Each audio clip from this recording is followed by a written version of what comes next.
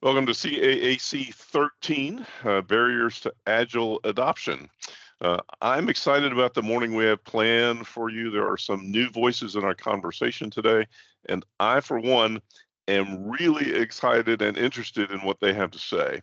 Of course, before we dive into today's agenda and introduce those folks to you, we've got a little bit of housekeeping to get out of the way. So let's get started with that. For our first public service announcement of the morning, Julie Wilson is from IT, and she's here to help you. If you run into technical difficulties or some kind of trouble this morning, then please chat or email with Julie. She will get it sorted out for you if there's any sorting that can be done. Do note that if you look up Julie in Teams, you'll need to know that her first name is actually Juliana. Now, let's get things rolling. As we always do, there's going to be a retrospective at the end of the morning, and Stephanie is going to get us started on that. So Stephanie, what instructions do you have for us about our retrospective at the end of the day? Yes.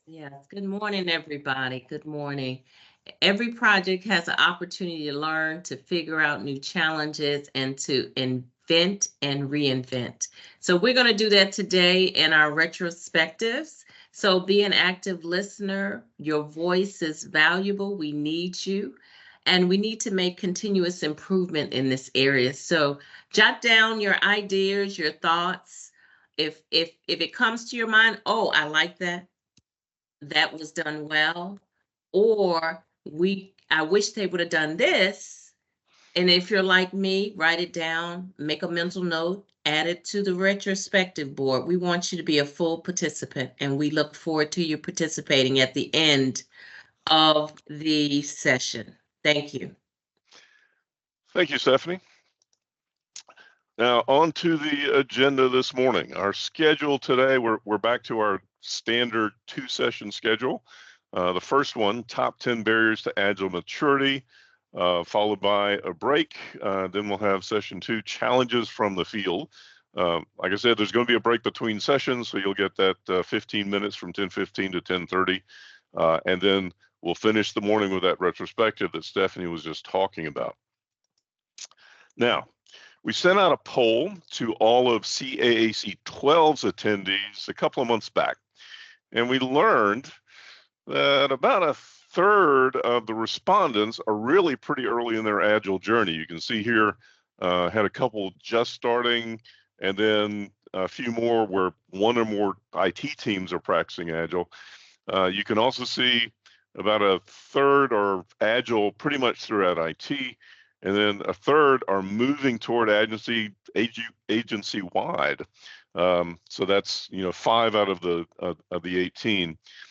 And you can also see in our next question, where do you face the most challenges in your transformation?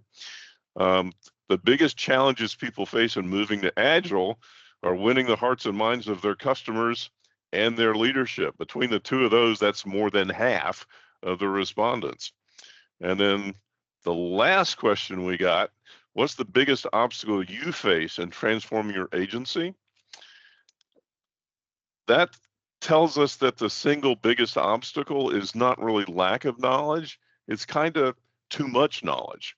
Everybody has their own idea of what Agile is, and it's hard to unify on a direction, and that's 6 of the respondents saying that. That's closely followed by the fact that it's hard to maintain change. And of course it is, no matter what you're changing.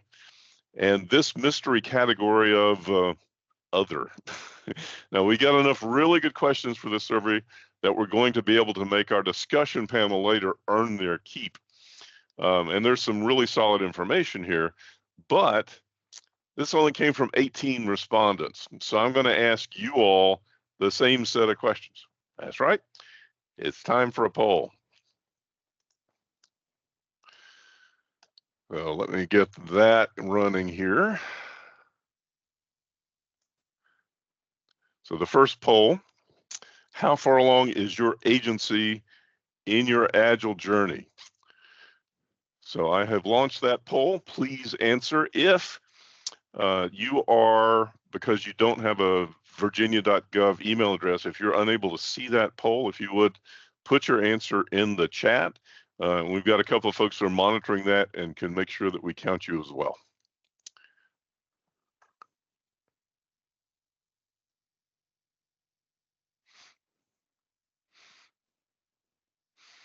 We'll give you, 15 more seconds to get that in.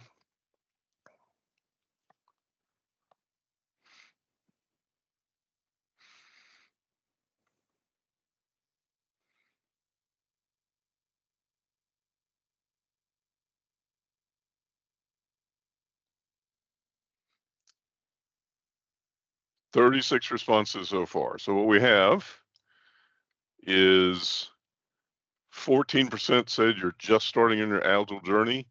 46% one or more teams are practicing Agile. 26% nearly all of IT is practicing Agile. 13% departments outside of IT are practicing Agile. 3% we're so Agile it hurts. Okay, on to question 2. Where do you face the most challenges in your transformation?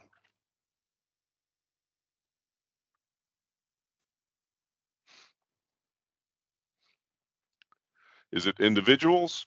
Is it teams? Is it the customers or your business? Is it your leadership? Is it something else?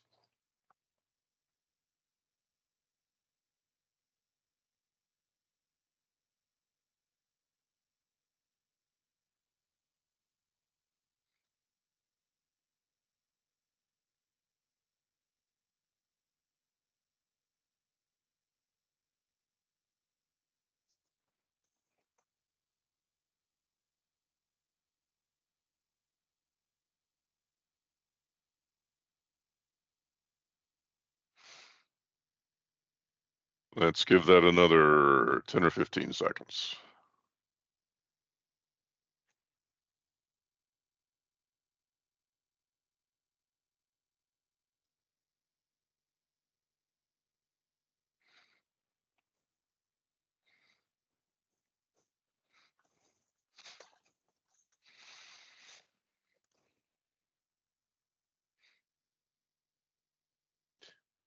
Okay, so I think a very interesting result in this poll. So individuals came out as the top reason, the top challenge that you face in your transformation, with 33% of you choosing individuals, 28% choosing customers or the business, 13% said leadership, 8% said teams, and then other garnered 18%.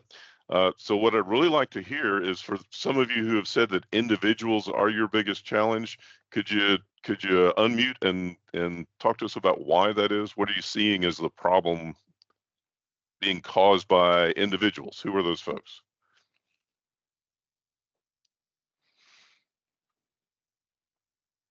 So Lana, you raised your hand.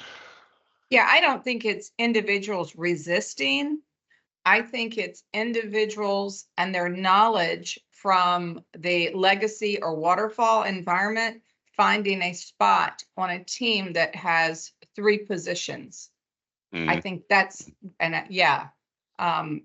especially if they've been somebody who's been very involved and knowledgeable, maybe dev manager, analyst, project manager, and finding a spot if it's a true Agile team with only 3 roles. So understanding how you fit into the new structure or the new way of thinking. Right. Okay, someone else.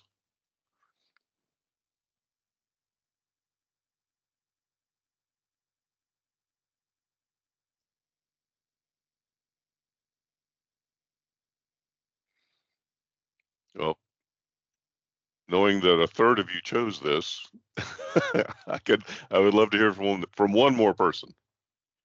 Where do you see the issue? Scott. Yeah, so in our experience, it's more of the individual's understanding of what Agile really is and how it applies. So we see a lot of variances of interpretations of what Agile means to them. Sure. And we get that conflict naturally because of those terms. Mm-hmm. Mm-hmm. Yeah, that's something that we'll be talking about later on, I'm sure, this morning. Anyone else before we move on to our last poll question? All right, let's launch the third question. What's the biggest obstacle you face in transforming your agency to Agile? We don't know what we're doing. Everybody likes the way we used to do things. Development managers don't see the value. Executive leadership's not on board. It's hard to maintain the change or its progress.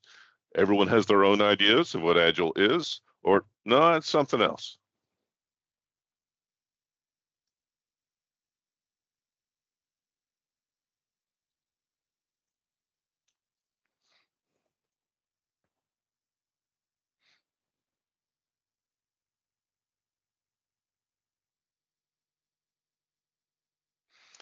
And bonus points if you recognize the illustration for this one. You shall not pass. Thank you, Scott.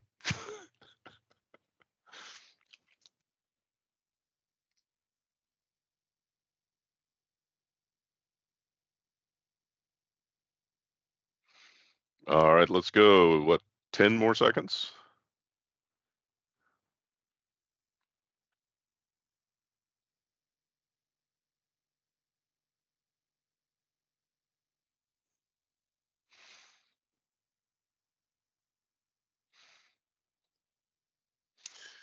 Okay, so we've got 8% said that we just don't know what we're doing. So new to the idea, need to learn something. 22%, everybody likes the way we used to do things. 5% development managers don't see the value. 8% executive leadership's not on board. I find that to be a startlingly low number. That's great. Nobody chose that it's hard to maintain the change. And then 37%, the winning category here, everyone has their own idea of what Agile is. But then we also had 18% that said, no, it's something else. So I'd really love to hear from one of that 18%. Tell me what your struggle is if it's not one of these other half dozen things. What's going on?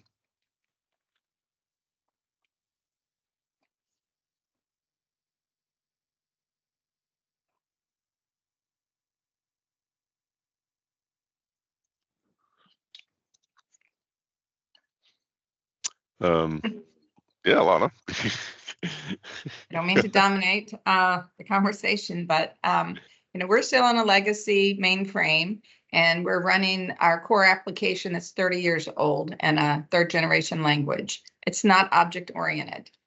When you check out a module, it might have 20,000 lines of code in it. It's hard to be iterative. It's hard to show value in a 2-week sprint. When you're checking out a module that you might have control of for 4 or 5 weeks. So that's been a challenge. Sure. One of the, I've got 2 teams here that work in the Oracle e-business suite for our HR and our finance customers. And the supervisor over those teams resisted the idea of Scrum for about 1.5 years. They were the last groups in my section to transform into Agile and to start using Scrum. And the supervisor was just spent all of that time telling me, you just can't do that with this technology. So it just won't work. The way that we have to interact with the database and where everything's put together, it's just not going to work. Well, those teams, when they finally switched, are now, and they're running 4-week sprints. So that's the outer limit of the length of a sprint, but they're doing a release to production once a month for their customers, and they're running it very well. So it took a while, but we eventually did get there. So there was a hand that went up, and I lost the name. It was me. Yeah, Colby. Yeah, so Colby Ferguson, I'm from DMV. I'm from the organization side of the business side of things, not necessarily IT side of things. And I've been a product owner now at DMV for probably about 6 or 7 months. And I think the biggest challenge that we've seen is that there's just a lot of organizational momentum going in the waterfall direction. It's just the way we've been doing things for so long. I think a lot of people are on board with it. I think our executive leadership, for the most part, is on board with it. But we've just got a system that's really set up and geared towards waterfall. We have a lot of people with specialized knowledge. So it's hard to sort of redistribute that knowledge around a larger base of people so all of the developers can really jump in and truly participate in the like agile sort of manner. So that's been my experience. Absolutely. I think one of the things that we're going to be talking about later on this morning, I mean, Agile requires not only shifting hearts and minds, it requires shifting organizational structure. And that's something that there's a lot of leadership that gets into, don't realize what that true impact is going to be, and then they're resistant to it. So we're definitely going to talk about something else. We're going to talk about that as we get into it later this morning. Okay, well, thank you very much for getting us started with those answers this morning. We're going to move now into our first session. I said earlier that our first session was going to be led by TJ Johnson. That's not entirely accurate. TJ brought along a colleague of his, Major General John Boyd, who retired from the U.S. Army. He has over 36 years of global leadership experience, including 2 combat tours in Afghanistan. His extensive military experience allowed him to hone his skills as an expert in bringing efficiency to organizations during times of marked uncertainty, volatility, and ambiguity. Several words that really apply to agile mindset. Right? John grew up in Vermont. He graduated from Norwich University, the Military College of Vermont.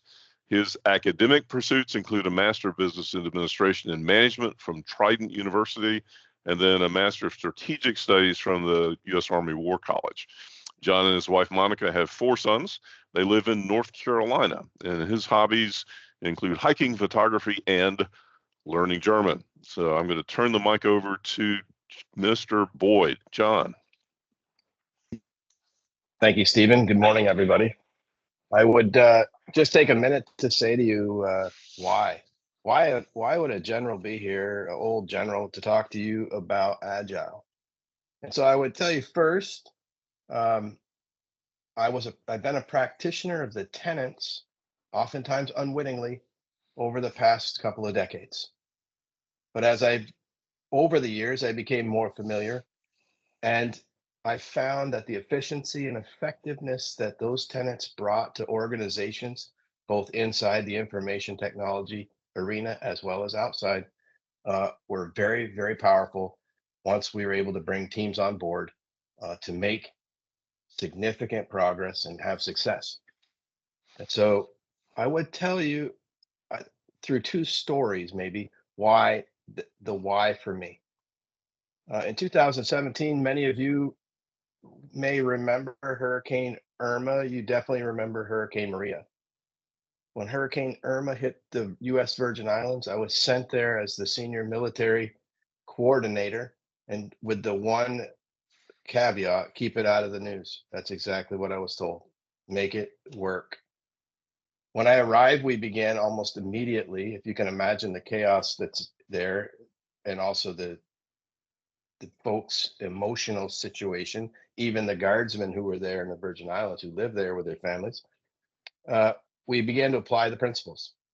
Why? Because it gave us some predictability, and it allowed us to really take stock at least once a day, if not twice a day, to understand what was sitting out there to be done, what were we doing, and how did it fit into a prioritization.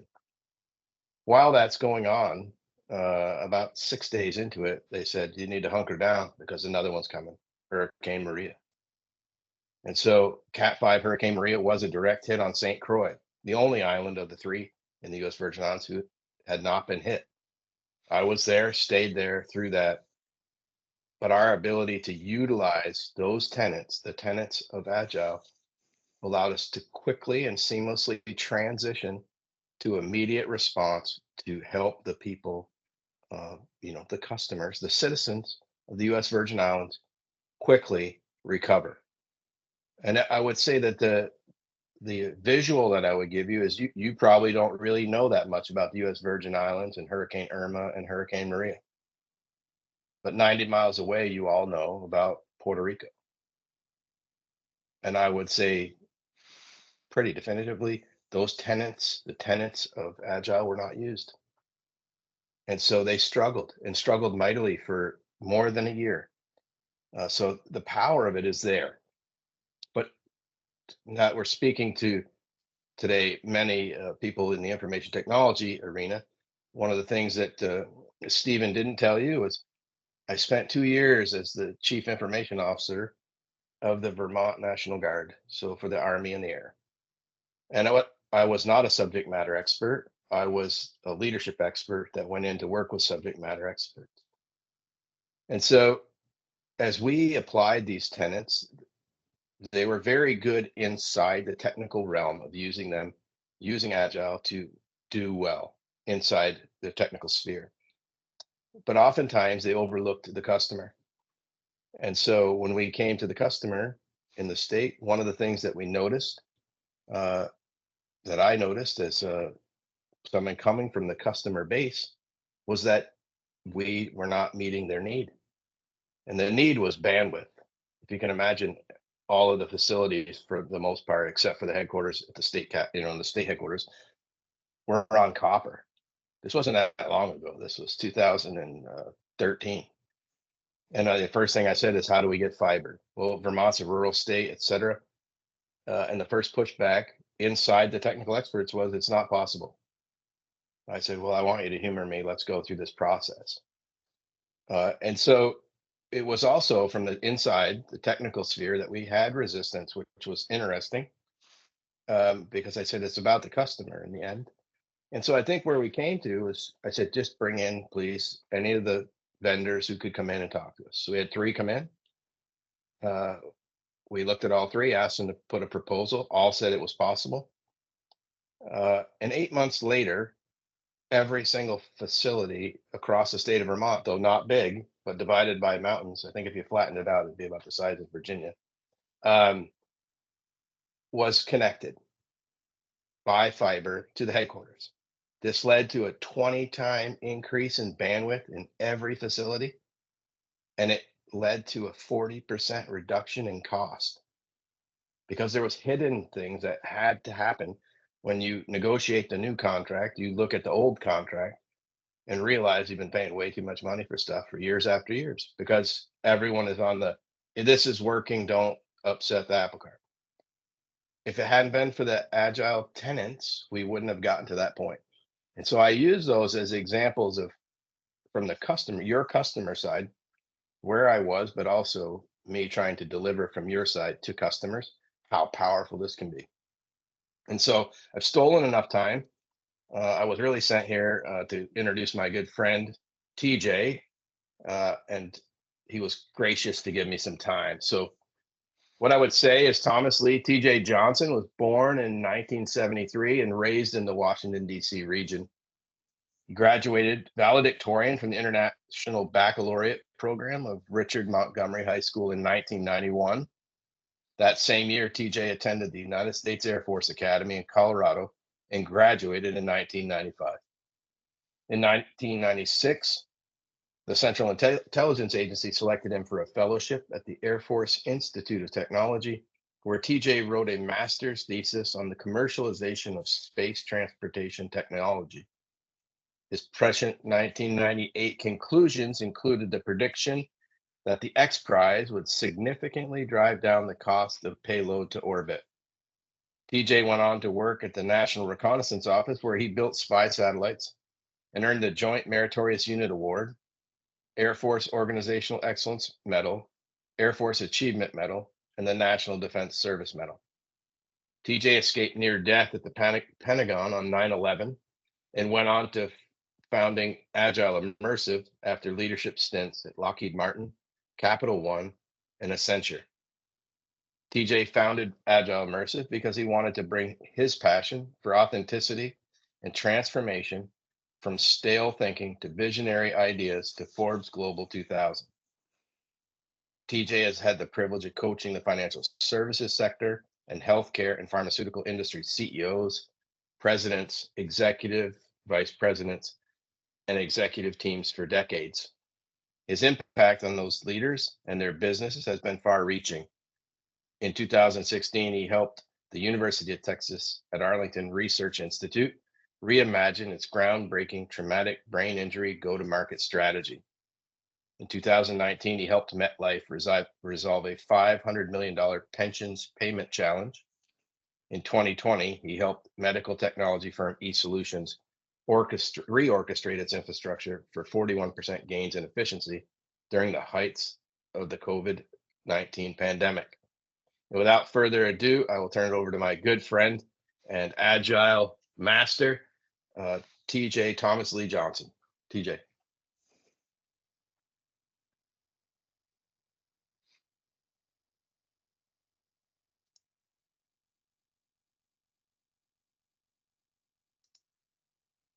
$18,000 local law enforcement agencies across the United States depend upon the FBI Criminal Justice Information Service to be an integrated source of truth across national, regional, and local databases.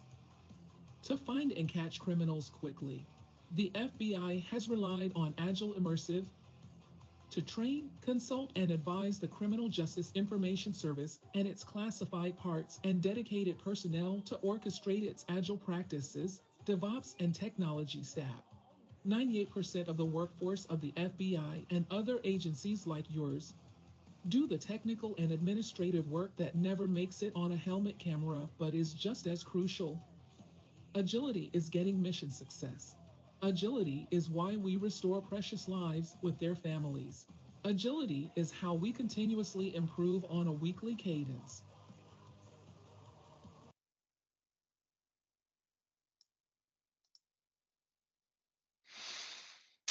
All right, TJ, take it away. Excellent. Hey, so good to be with you. Thank you for that introduction, General Boyd. It is always a delight to spend time with friends who happen to make a global impact. So I'm going to share my screen momentarily.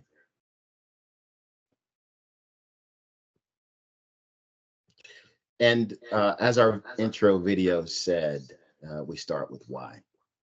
The reason why Agile starts with why is because what you do every day is so crucial, because our mission truly does matter.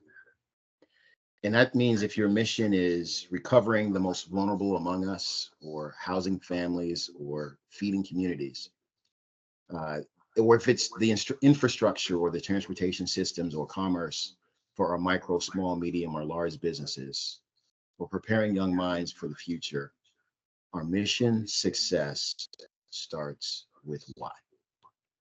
And why is our felt purpose for doing the work that we do. As human beings, agility is the felt purpose for what we do in an iterative, continuously improving way of working on a daily basis. That's just to keep it simple if you want the bumper sticker. Agile Immersive, and I want to thank Stephen for the opportunity just to share some real experiences around barriers with you at the Commonwealth Agility Conference today. We are humbled to be able to serve as advisors to various organizations and to co-labor with leaders to build trust among the workforces and reinforce teamwork among management and frontline employees, literally around the globe. We've had the privilege of enhancing organizational awareness in companies like FIS Global. FIS is a 68-year-old fintech company responsible for building and maintaining the financial technology infrastructure for $50 trillion of assets around the world. We've also been asked to help our federal law enforcement executives retool purpose and the ramifications of the Criminal Justice Information Service, and a national, regional, and local prioritization and integration. And listen, you know, I hear concerns around what it means to go from mainframe into old tech, you know, 21st century tech to the cloud. We've done that, and we'll share some details on how. Virginia Tech also selected Agile Immersive as a member of a team of strategy consultants to recenter strategic initiatives so that there's a goal-centric horizon for that institution. We are a member of the Commonwealth of Virginia's active supplier list. This is our VLIN and our vendor customer code. If you would like to reach out to us directly, there's our phone number. We also are available through Virginia contract vehicles. We have a partnership with Voyatech. Voyatech has the CAI, statement of work, and staff augmentation contract vehicle. And Voyatech is really proud, and we're really proud of their ability to utilize the Virginia analysis system to greater effect so that young, precious lives are restored more quickly from criminal activity. Voyatech is also a federal supplier, and so we are an active federal supplier as well through our DUNS number and our UEI as listed there. What is agility? Agility is the hard work that people like you and I do every day that taxpayers, citizens, and customers never see. 98% of what we do doesn't show up on a helmet camera, right? It's not on the nightly news, as the journal said. As a matter of fact, if it's not on the nightly news, we know that we did our job well, often, okay? We're not on social media typically with regard to the effectiveness of our agility. But what we do is crucial. Agility is a purpose focus that allows a 7-year-old's voice print to trigger an alert on a confidential informant's device that led to a successful search and rescue through integrated adaptive systems.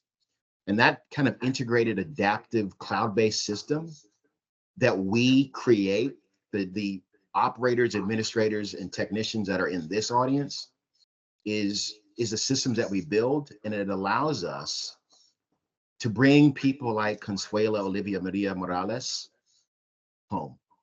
Consuela was happily reunited with her mother and her family after months of captivity. That's agility. Agility is breaking a human trafficking ring where dozens of children are rescued and reunited with their loved ones. Agility is our why. Agility is our how. We've discovered a solution pattern that, you know, after decades of being Agile transformation, there's a set of barriers to Agile transformation that often anchors itself in leadership mentality and workforce culture. Barriers like leadership churn, understaffing, and job dissatisfaction that you and I face cannot be outspent. We can't out-hire it, and we can't merely work harder and harder to make it go away.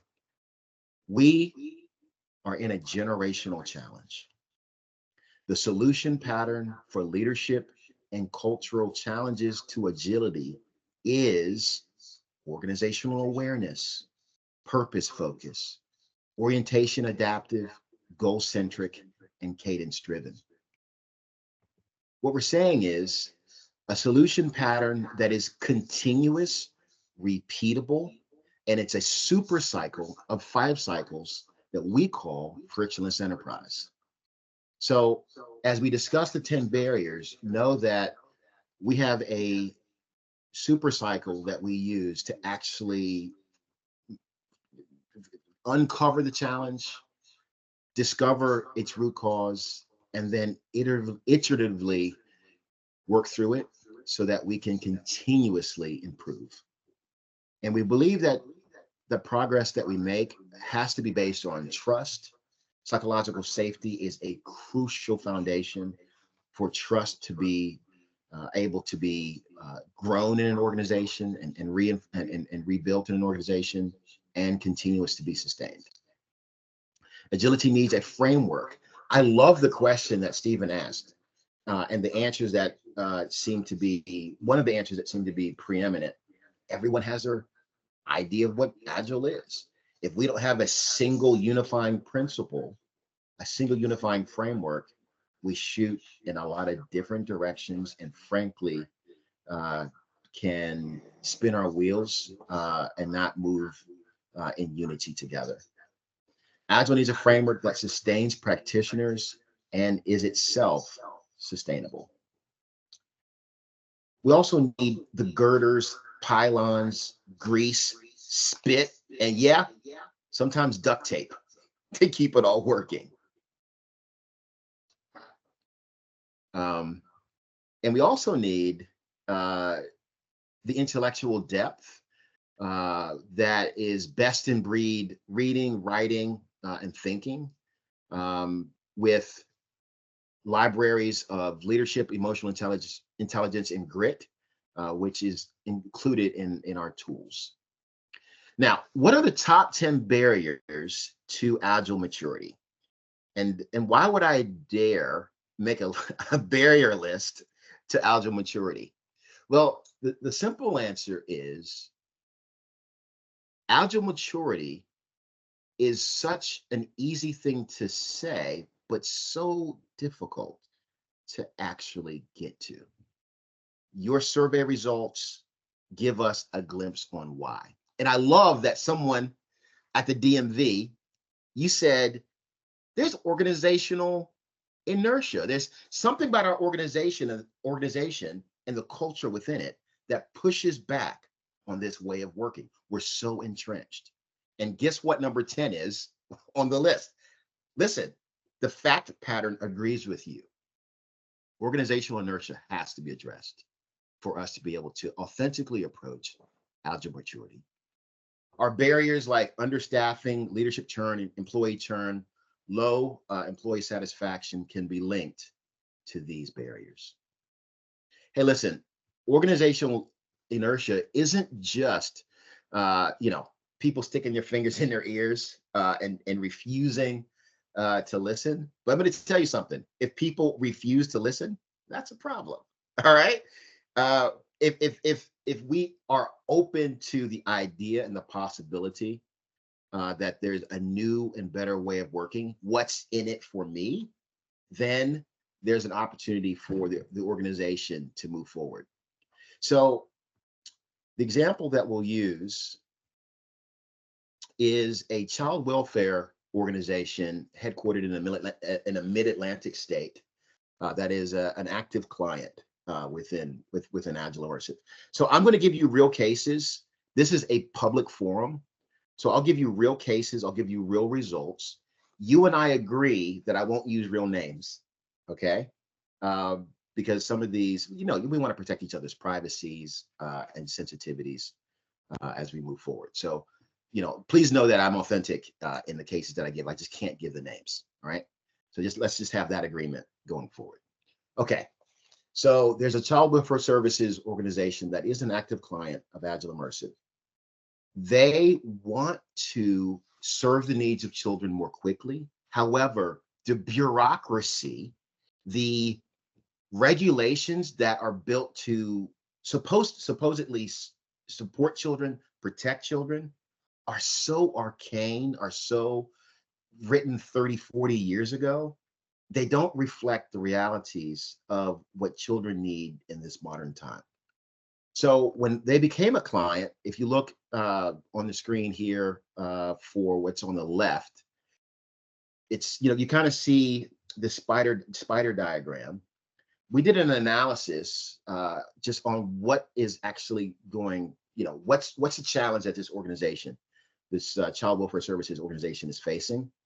And as you can see in the spider diagram, the lower the number, the more opportunity there is to grow. Their strong suit is in cultural agility. In other words, all the social workers and the mental health professionals that work there are brilliant at knowing how to connect to each other and to respond to change because they know how to adapt to the needs of their children.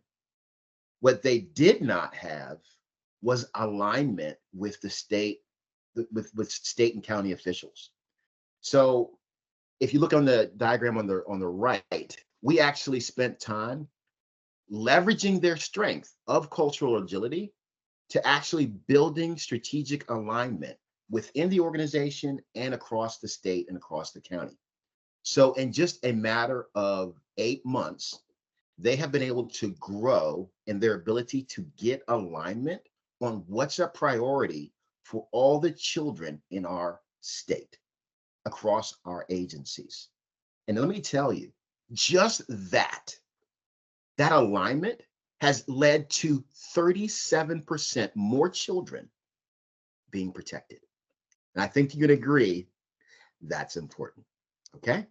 So that's just one example on organizational inertia. Number 9, organizational blind spots. Often we are tempted as leaders or even managers or even employees to want to, it's called positive reinforcement. We want to see what it is that reinforces our existing perspective. And so we literally close our feedback loop. We close our minds, our ears, and opportunities to hear things that are contrary to our existing thought.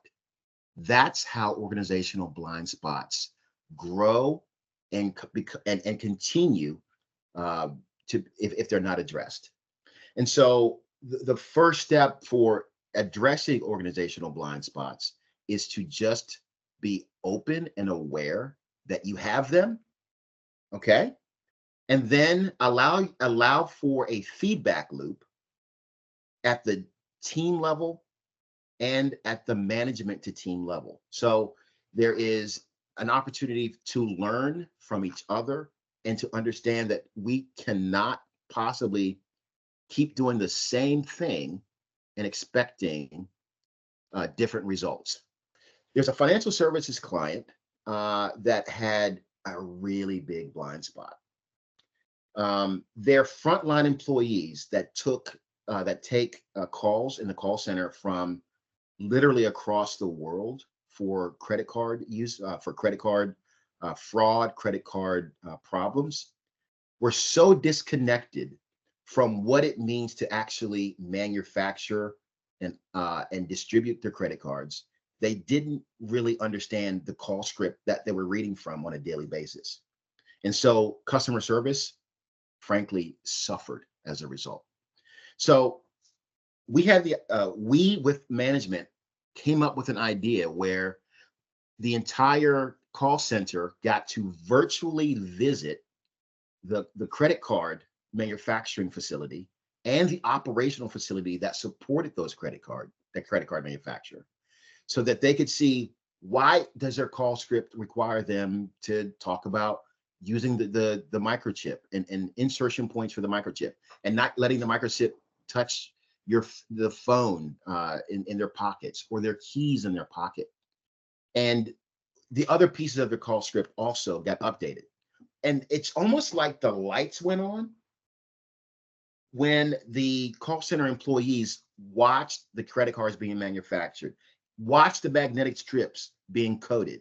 They realized that their call scripts and their comments to their clients, their calling customers, really is allowing those customers to utilize that little financial product to greater effect. And so and the Japanese word is gemba, which means go see. The idea of go see where the manufacture is happening, so that the value that you add is authentic and deepened. There's something about the human psyche that when we go see, we actually do a better job. After we did this gemba, it was a virtual gemba, but after we did this second quarter, our net promoter score across our call center went up by 10%. It worked, okay? So just that little simple exercise of getting people to go see really, really works. Okay, too many priorities. I remember having a conversation with one of our, it was a Chicago-based financial services company, and they said, we have a list of priorities. We're really good at this Agile stuff because we have a backlog of items, and we've listed out all the big items that need to be executed across the next 4 quarters, the next year. And I said, okay, great. Well, what's your prioritization method? Whatever the CFO thinks is most impactful to the bottom line, that's what we choose. I said, okay. Well, what about what the chief technology officer thinks, and the chief operations officer thinks, and what the chief strategy officer thinks? Well, they get a voice, but only after the CFO has spoken. Okay. Well, if we prioritize with the highest paid person in the room, that means that the technology that undergirds the transformation from mainframe to cloud gets deprioritized again and again and again. And guess what? We might hit financial targets in the near term, quarter to quarter, but we're going to miss the opportunity to transform from a mainframe-based company to a cloud-based company. When we had that conversation and we actually talked through what it looks like, and this is called a purpose cycle. We actually said, hey, listen, instead of merely taking the voice of the CFO, why don't we actually allow the objectives and key results be orchestrated and organized in alignment with purpose, and then let's test how that actually flows through to customers. So we included the voice of the chief technology officer, the operations officer, and other frontline executives who had accountability for across the front line. And we were able to make it clear that we need to include mainframe enhancement to the cloud more clearly and actually as a higher priority in the short term, so that we actually can execute it within 3 quarters. We did that, and this particular organization was able to shift from mainframe to cloud-based in about 18 months. And when they did, they saw their cost of operations dramatically decrease. It was like a 40% drop. Okay, so prioritization, getting all the voices that are crucial into that conversation, and then making a choice is how we solve for that. Misaligned purpose. There's a sign there on the left where it says sharks have been spotted in the pool. They only come out when they smell. If you've ever driven on a road, I don't know if in the mountains, and you see a big gap, you don't want to speed up, right? I think you would agree. There's another sign: illegally parked cars will be fined, not fined. Yeah, there's a D missing there, right? Listen, we sometimes send signals in our organization that don't line up with the purpose of our organization, and that misalignment can lead to confusion. That misalignment can lead to our employees and even our managers going off in different directions and not being unified on one accord. We use a tool called a DFFP cycle, which is Distilled Flow Feedback Probe. The cycle is all about bringing the entire team's purpose in single focus. So where the purpose, the objective, the key results, and the acceptance test-driven design is lined up per purpose statement, we all agree on that alignment, that taxonomy, and that order as we start each 2-week cycle. This tool allows us to make sure that we align purpose, we communicate what that purpose is, and guess what? We check in constantly on what we're doing, what we're executing against that purpose. Because you and I both know We can sit in a meeting and agree. And then when the meeting's over, you have your notes, I have my notes. They may not line up. So having a single source of truth where we all reference on a daily and weekly basis, what is our purpose? What are our objectives? What is our key result? What is the acceptance test driven design? Beneath that, that keeps us all on the same sheet of music. All right. There's a funny thing about perspective. There's an author, Schopenhauer, who said, we as human beings have a tendency to think our perspective is the limit of the world.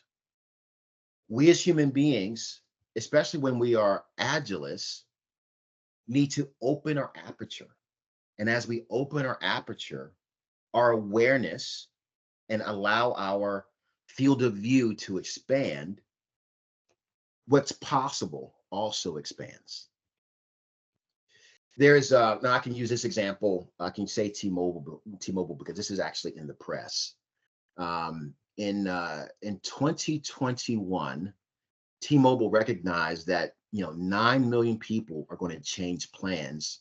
And hey, listen, everyone already has one of these, and we don't need to update these as often as possible. So 9 million people across the nation are going to take these phones and look for best price, best service, best price. It's just how we are. T-Mobile wanted to capture as much of that 9 million people looking for new plans as possible. So some members of their executive team needed convincing that a new approach was necessary to capture these 9 million new customers. The opportunity is obvious, 9 million new customers. The challenge was some of the executives who led different pieces of the teams could not find alignment in the executive team on how do we capture this many new customers. And so Agile Immersive was added to an A team of consultants to create a strategic roadmap that informed their executives on a new way to capture customers in growth opportunities. And the internal challenges were formidable because different leaders had different perspectives, but we were able to build trust. Psychological safety is a crucial component. We were able to build trust. And then we guided a pilot of hundreds of employees from Q1 of 2022 all the way through Q3 of 2022. And we're able to add 300,000 new customers in postpaid phone plans by increasing local market pricing flexibility, reducing churn by making sure frontline employees call scripts reflected customer centricity, and then prioritizing customer service and service quality over cost protection. So the words that you hear, we reinforce teamwork, psychological safety, accountability, and transparency. That's the pattern that works. Okay. Has anyone been in a submarine? Yeah? Okay. So when you're in a submarine and you're moving, especially if you're submerged and you're moving at speed at depth, you have a periscope, and that periscope is how you look up and out. And that's your perspective on what's happening on the surface of the water as well as what's happening on land. When there's continuity between what you see from the submarine's perspective and continuity from what the shore sees and continuity to what our satellites see, that's meta, macro, and micro continuity. Why does that matter? Well, who here has heard of Boeing? Who here has heard of a 737 MAX having a door plug fall out? That would be, a lack of, micro and macro continuity. In other words, 737 MAX had a safety plan that was communicated at the meta level, by the FAA as being 100% compliant. But as you drill down from the compliance reports to the actual macro of all the 737s and the micros of the 737 parts subcontractors and contractors, there was a lack of continuity. You would agree that that's crucial. The single most successful pattern to address continuity across the meta, macro, and micro, we have found, is psychological safety. So psychological safety is a measure, and we use the PS index to measure psychological safety. It's a measure where we get attributed employee feedback and we divide it by anonymous feedback. And we describe that as the felt psychological safety of an employee. Accountability: when feedback is attributed, people feel more accountable for their words and are less likely to be overly harsh, insensitive, or biased. So accountability really does matter. Trust is essential, as attributed feedback allows people to connect faces to views and fostering trust and understanding in relationships. When we give anonymous feedback, it can feel disembodied. And yes, there's room for anonymous feedback, especially when there's a power imbalance between executive leadership, management, and employees. And so we hold equal for that with the PS index. Transparency means leaders can directly acknowledge and respond to attributed feedback so employees can feel heard and cared for. Sometimes the most difficult conversation a leader can hear and have is that their best efforts, their best initiatives, and the passion and energy that they're bringing to their team is not moving the needle with their employees. And so there has to be humility and a willingness to learn and grow for continuity to be authentic and to grow. And for us to get to that level of humility and continuity takes time, takes relationship. And we believe that psychological safety is the right way forward to building that. Okay, who has seen Office Space? We need to talk about your flair, okay? Did you get the memo? Yeah, did you get the memo? Do you remember that scene where the main character he has like a dozen bosses. He literally has a boss that comes by his cubicle like every hour. Did you see the memo about the TPS report? And he's like, oh yes, for the 13th time, I got the memo. When we have so many bosses and we have so many goals, sometimes what we actually need to perform and execute gets lost, okay? We believe that leaders can be groomed and can actually be coached to grow in their leadership quotient, their emotional intelligence, and their grit. And the reason why that matters is because as you grow, as leaders, we've seen that as leaders grow in leadership quotient, emotional intelligence, and grit, their ability to adapt and respond to their peers, their peers as executives, their peers as managers, and frontline employees and employees, there seems to be just a pattern of more awareness to their needs, an ability to discuss and speak to their desires. Hey, what's in it for me? And to be able to address what's in it for me as an individual employee more effectively. Strong leaders can not only communicate with effectiveness and grow in that effectiveness, but they can live the values that they profess. And when leaders live the values, managers and followers and employees reflect those values. A crucial leadership lesson that we've seen and we've observed is leaders replicate who they are. So it's unavoidable that you literally infuse the culture of the organization with who you are and what you communicate. Okay, I'm sure you guys know of the crazy moment when Turkey scored on itself in the World Cup, right? I mean, that was heinous.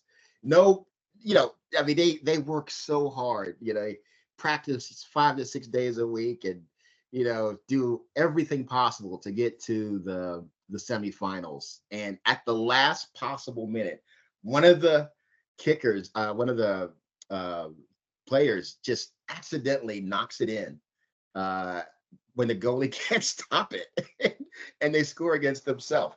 Hey, listen, that's the same thing that happens with execution, disjointed from our goals.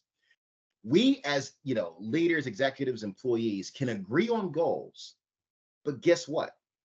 Execution has to follow that agreement. If not, we can effectively score goals against ourselves and defeat ourselves. So we need to be really careful about that. We use a tool in the DFFP cycle where we orient the purpose, objective, key results, and we orchestrate them so numerically and succinctly that we execute literally from top to bottom, from objective 1, objective 2, objective 3, etc. We make sure that we're executing in alignment with our goals so that we don't score against ourselves. We don't execute against our own interest. We have teamwork and we have a single source of truth for that teamwork. That's crucial. There's a marvelous Swedish company called Howie that has a digital tool that has mastered making sure that goals match execution. Howie had a client that had a negative trend in market share and in revenue. And they found, as they did their analysis, that there was disjointed behavior between executives, and as you go down the list, executives, second level managers, third level managers, and employees, and it has and how they were influencing other members of the organization. There was literally disconnect in communication. They didn't get the memo, okay? Or if they got the memo, they didn't read it, okay? And so they were disjointed. That's why execution was separate from goals. Howie, using their marvelous tool, was able to drive alignment and focus so that there was a clear communication between executives and expectations, managers and employees. There was a single source of truth with a most important goal, and that was reinforced on a weekly basis. So we're constantly referencing that single source of truth. And so there was a measurable change in 4 months, and the negative trend was reversed in 8 months. Okay. And Howie is a partner of Agile Immersive. We love being on the islands. I have friends that are literally in St. John right now. I'm not jealous. No, I'm not bitter. Hey, listen, when we're on island time, relax, man. Listen, I was on a this is a true story. I was on my honeymoon, John. I was on my honeymoon in St. Croix, by the way. We were in St. Croix, my wife and I, and we got up, 2 mornings in, and we're like, oh man, I can't wait to get, just chocolate croissant, maybe some jam and orange juice and some, some coffee. So we kind of go down the road, and because on the website it says that the cafe opens, at 10 a.m. And so we said, okay, as Americans, 10 a.m. means 10 a.m. Well, on island time, not so fast, man. 10 a.m. could mean when I wake up. It could mean 11. It could be noon. What's the rush? We're on island time. My wife and I, to our chagrin, had to like scrounge coffee from somewhere else. I just never forgot that example. The opposite of island time is precision, atomic clock time, where down to the microsecond, millisecond, everything is known. For an unpredictable cadence, we want to orient toward the atomic clock, and here's why. Our citizens, customers, clients expect to receive what we've promised them, what we've given them as policy. And their expectations either being met or unmet is what drives the quality of our relationship. We have to meet their needs as they expected, especially if we communicate it. So having an unpredictable cadence really leads to results that are not favorable for our customers. And then if they're not happy, our citizens aren't happy, it makes our organization feel less effective. Okay. There's something about our values that really affects our cadence. So we have a value web where we actually map out on a continued basis what we need to learn and unlearn. This is an example of, this is a fictitious example of CentOS. CentOS is an IT mid-level executive who wants to grow in patience, humility, and integration. He wants to learn how to refactor and pair program and trust. CentOS is an excellent programmer and software engineer. He is not strong at psychological safety, building trust with his employees, having sensitivity to other voices in the organization, other voices on his team, being able to have different perspectives, different opportunities, different ways to do the coding, different ways to present to clients and to citizens and customers. So CentOS is going to learn patience and humility and integration. He's going to unlearn getting it right, my way or the highway, not building trust, not building psychological safety, controlling, being emphatic. He's going to unlearn those things. The value that we emphasize on learning versus unlearning actually enhances our ability to create cadence. Because remember, human beings and leaders especially recreate who they are.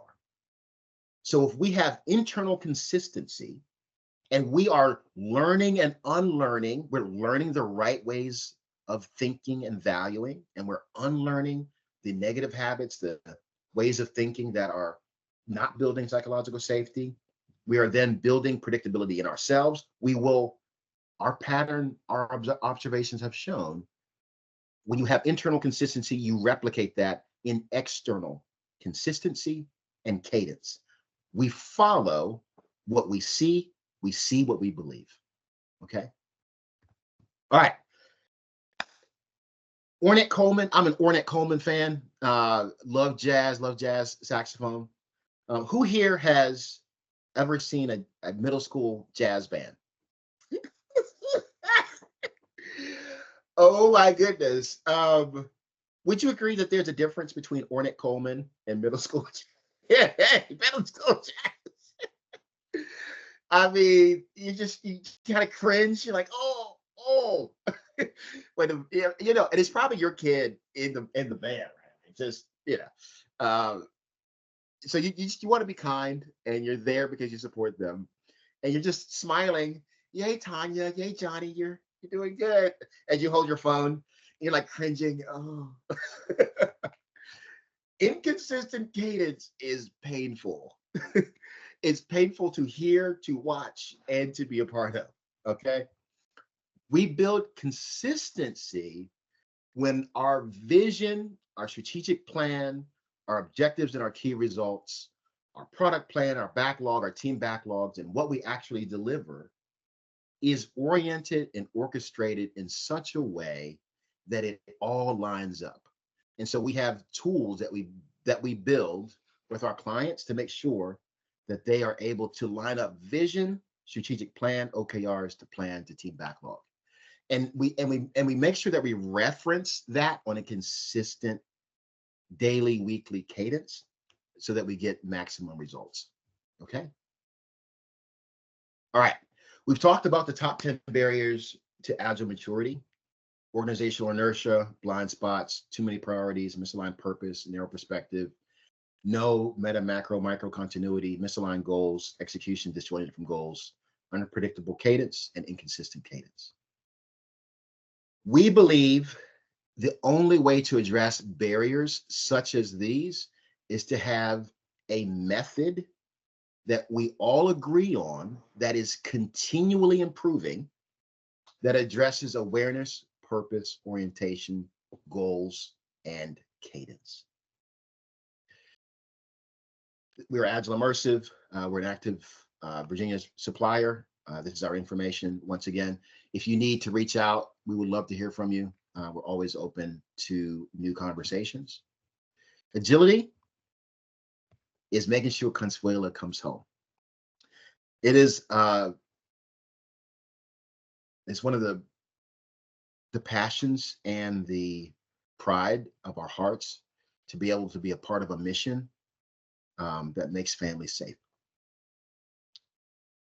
And agility is why we do what we do. And the love of Ephraim, Elijah, Ezra, and Amanda is why I do what I do. Thank you for your time.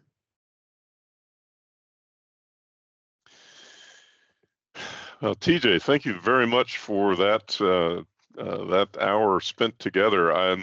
I was particularly struck by two things. The first thing that occurs to me is that all of those barriers that you listed to agility, you didn't say once people need to learn about Scrum. you didn't say once. It's important that we're all doing daily stand-ups. You know, I mean, those barriers are much more foundational, fundamental to the organization, the architecture of the agency or the company that you're talking about. So that was a really interesting, different look at what barriers we all face in being agile. The one quote that I wrote down that I will remember is "Leaders replicate who they are." Super powerful.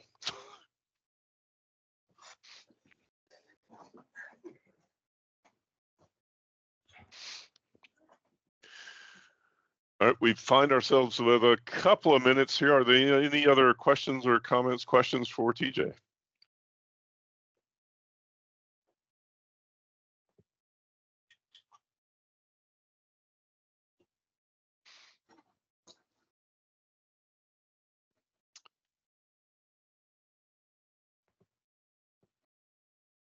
If not, then we are going to go ahead and move on with our break. All right, folks, welcome back. We are pretty close to 10:30. I'm going to go ahead and kick us off so we're sure we have enough time for our second segment here. We're calling this Challenges from the Field. And what we've done is we sent out that survey, got responses back from folks. And part of what we heard were challenges or problems that people are facing in their agencies with their agile transformation. We took some of those challenges and came up with this panel of folks to talk about how they may have seen or addressed those challenges themselves. Our panel this morning, we'll start with Catherine Day. Catherine joined VSP in April 2021 as the Central Criminal Records Exchange Manager in the CGIS division, where she was the product owner for both the computerized criminal history system and the civil commitment order system. She's now the policy and planning manager and is responsible for all legislation and grants for the CGIS division. Catherine holds a master's degree in criminal justice and public administration from Liberty, and she's a certified Scrum product owner. She's always trying to learn something new and plans to achieve PMP certification this summer. Our second panel member is Lana Shelley. Lana is the Deputy Commissioner and the CIO at DMV. She started her career about 40 years ago as an assembler programmer right out of college. And she has served on several Commonwealth IT panels and boards over the years. She's held many IT positions, admits that software development has always been her strong suit, and has a passion for digital transformation and has led several major award-winning transformations at DMV, including the move from in-person to over 50 self-service transactions on the website. And while DMV is still on the mainframe, Lana's latest transformation is the move from waterfall to agile development. And while recognizing the challenges with that move, while still using that third-gen language on the mainframe, she is excited about the journey. Now, Lana lives in Colonial Heights with her husband, but spends the majority of her weekends and holidays at her home in the Outer Banks. And then finally, Inderpreet Maan, in his role as Deputy Division Administrator, Inderpreet oversees all project and service delivery for the Information Technology Division at VDOT. And he's been with VDOT for about 17 years, has been part of their journey transitioning to Agile, and is leading their implementation of product lines. Inderpreet is a solutions-driven leader with experience in effective management, organizational change, business transformation, and technology implementation for enterprises. Okay, panel, the way we're going to work this, I'm going to pose each of you some of the questions that our survey respondents served up as challenges that they are now facing at their agencies. And of course, although I'm going to direct each question to a particular panelist, all of you are welcome to join in. And that includes, of course, TJ and John from our first session as well. So, and for those of you who are in the audience, if you have a question or comment for the panel, then just type it into the conference chat or raise your hand, and we'll make sure that we can add you to the conversation as well. Now, is everyone ready to get started? Hearing no assent, we're going to go on. So the first question is for Lana. Lana, everyone has their own idea of what Agile is, and we've had coworkers leave because they think differently. How can we get everyone on the same page about how to be Agile? Well, first of all, I think we have to realize that it is a journey, and journeys take time. You're going to have resistance, and I think the smartest thing you can do is to respect that resistance and where these people are coming from. Processes have to change, roles have to change, what people do have to change. And the way they do it has to change. And so it's normal that there would be resistance. And some of that resistance is extremely necessary or even valued because of the roles and the knowledge of the people that are going through the change. So we've experienced that here. And my advice is not to leave, but instead to ride out the journey. It is difficult. Our coaches tell us that it can take years to actually get there and feel comfortable with the process, but to respect the people and their resistance and to know their value to the agency. It's not just the role. If the role is no longer a role in Agile, look at the person and ask yourself, does the person have knowledge and value to the agency? And if yes, work with them and make sure they fit in someplace, but don't sell yourself short by eliminating a hardworking, knowledgeable, valued employee just because there's not a defined role in Agile for them.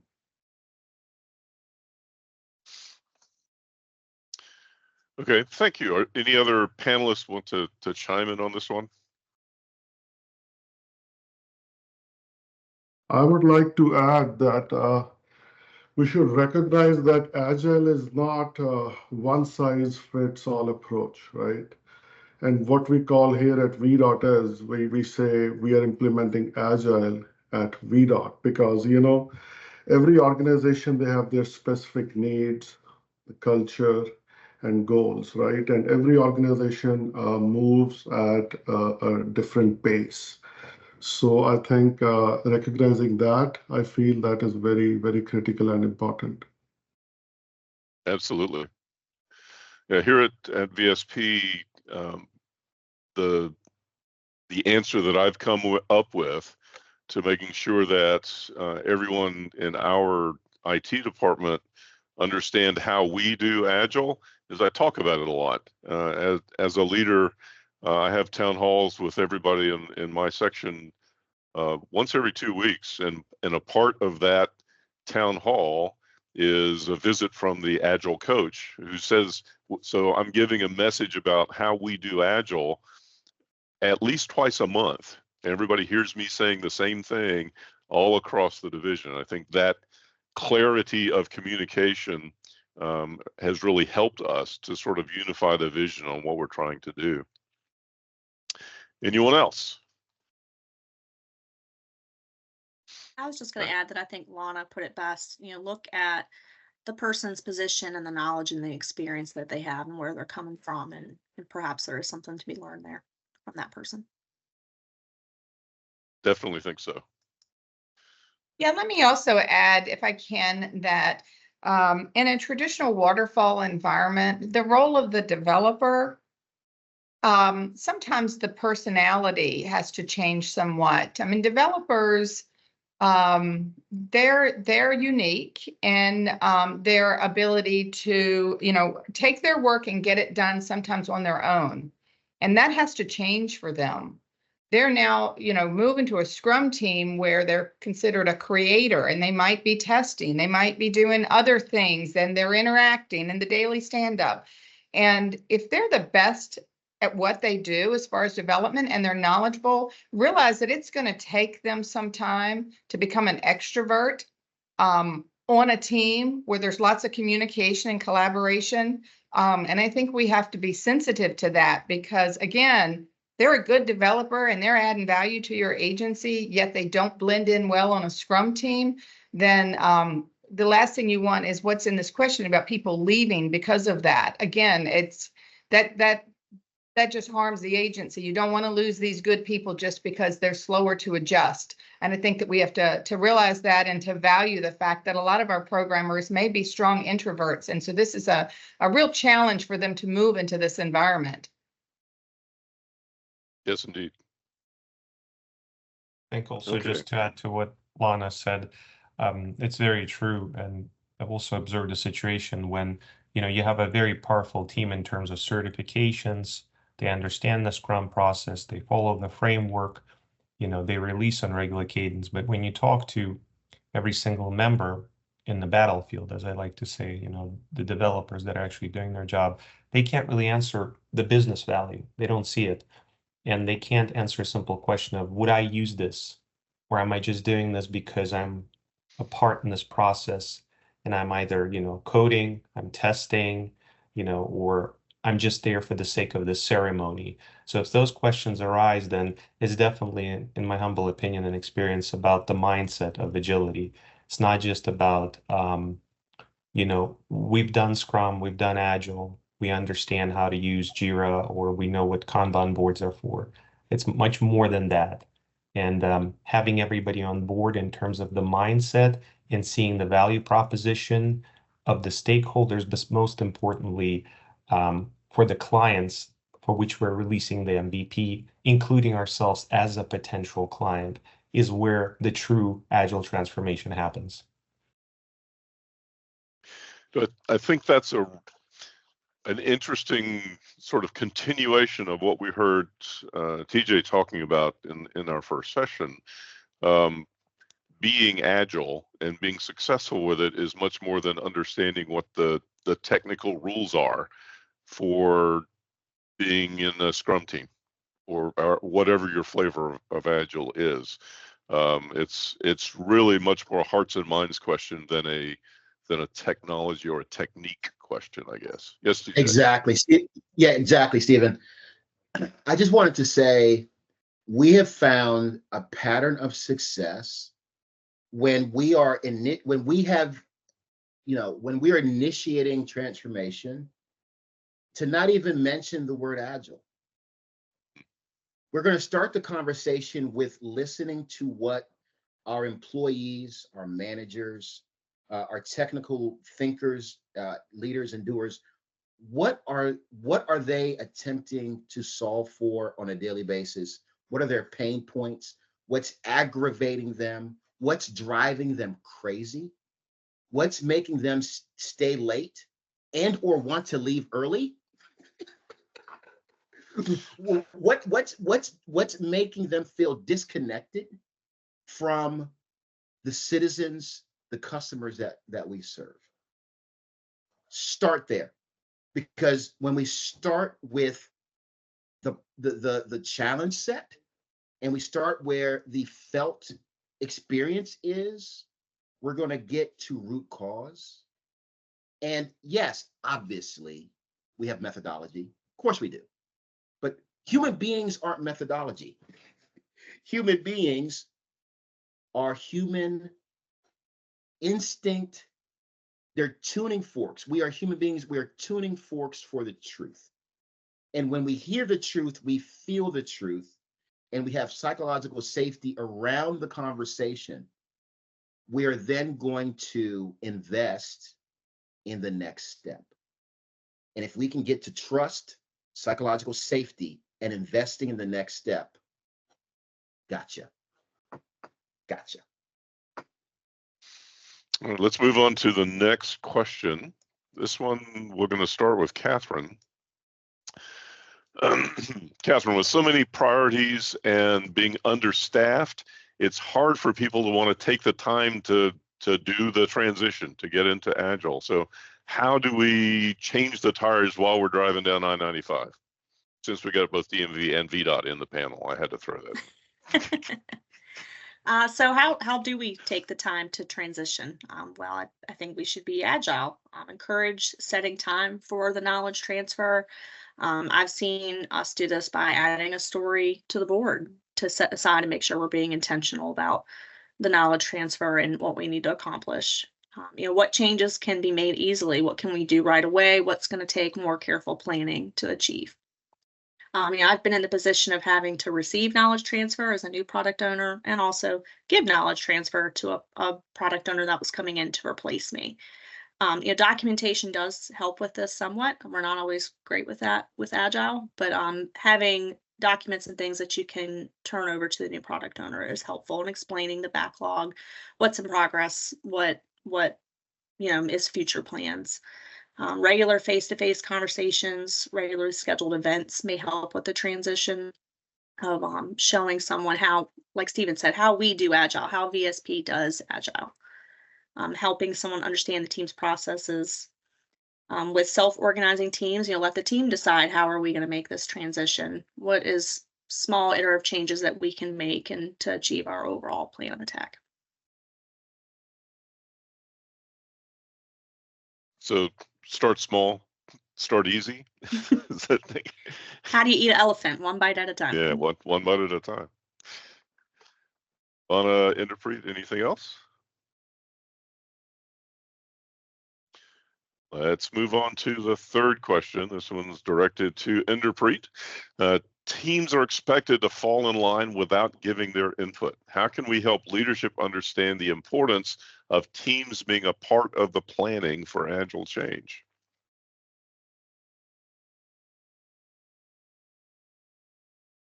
So helping leadership understand the importance of including teams in the conversation and planning for Agile, it's essential to highlight the tangible benefits of collaborating, communication, and teamwork to provide and give the sense of ownership to the teams, right?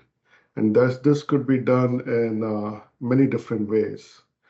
We should start with highlighting what the benefits are, right?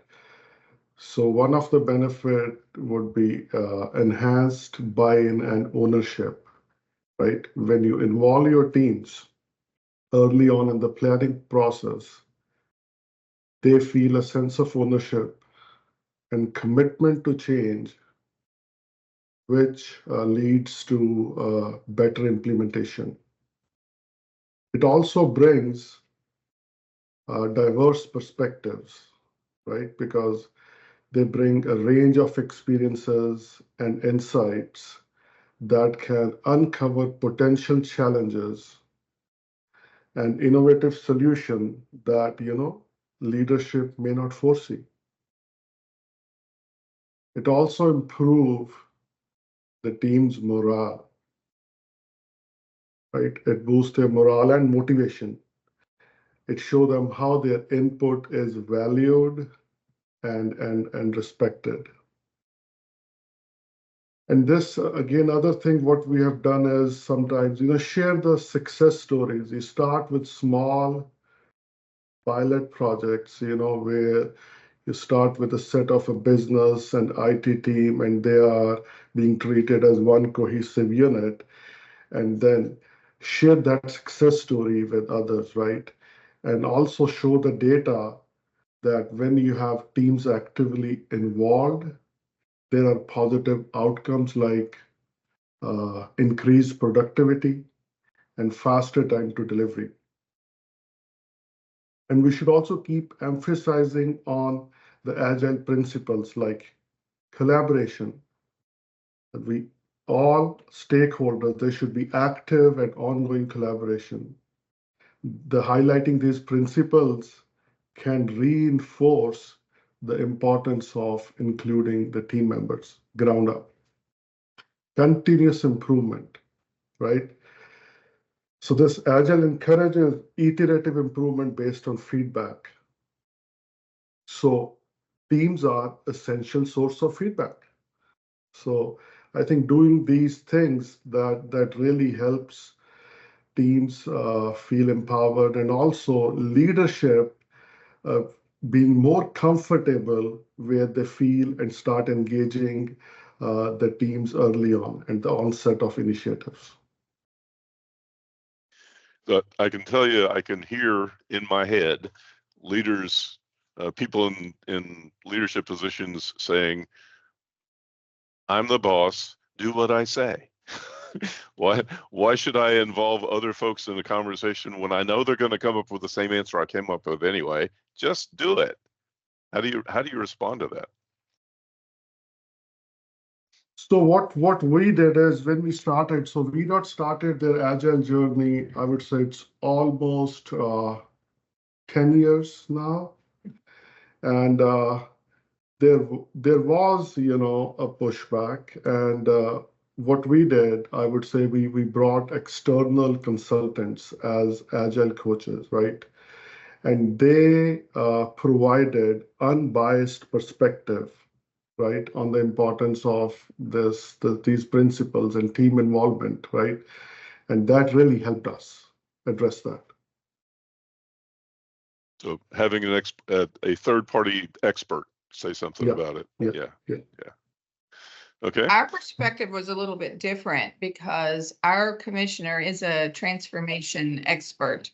So he understands that transformation does impact the entire agency and that it does take time. So we actually had an agile transformation team that consisted all the way from the commissioner to different levels of business and IT and a roadmap. And we're somewhat in the middle of the roadmap right now. We also have change management as a part of it. So we listen to the people, and it can be painful, but it's better than not knowing how they feel. You have to manage that change from the beginning to the end because it impacts everybody, and you have to listen for that. You have to survey. You have to find out how people are feeling about the change, or we go back to question one, they're disgruntled and they leave, and you lose good talent. So our entire agency has input. It's a topic at all of our leadership meetings, and it's a topic throughout the transformation team. So the input has been valuable to us. Excellent. Thank you, Lana. Let's move on to the next question. Catherine, our leaders say that they want to follow Agile practices, but they really only use the lingo and don't understand Agile methodologies. So how can they be shown what they need to learn about Agile? Right. With VSP, we're a paramilitary organization, so our rank does change. The people in leadership, I wouldn't say change frequently, but it does change every few years. So how do we show leaders the benefits of Agile? How do we show them what they need to learn? Some of this comes down to culture. Having a Agile champion in a high level leadership position is always great. It helps set an expectation that you're going to learn about this, and helps create that buy-in. Sometimes it's constant invitations to the events, explaining what the events are, how they're important. I know from a product owner perspective, there were several times that I invited leadership personally. I said, hey, this is, we're working on a topic that you're interested in. We are working on maybe legislative changes to the criminal history system, and we're going to do a review of the last work that we've completed and talk about our upcoming release. I would really like you to attend this so you can see what we're doing and why it's important. So sometimes just that personal invitation, if you have a strong product owner that is maybe an Agile champion, and they can have that relationship with their leadership team to say, hey, this is what we're doing. This is why this works.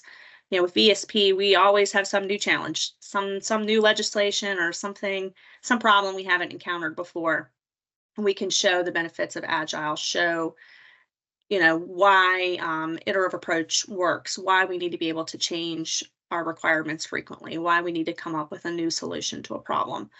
So maybe explaining why Agile is working to the leadership and helping them show or helping them learn, you're saying this lingo, but this is really what we're talking about here.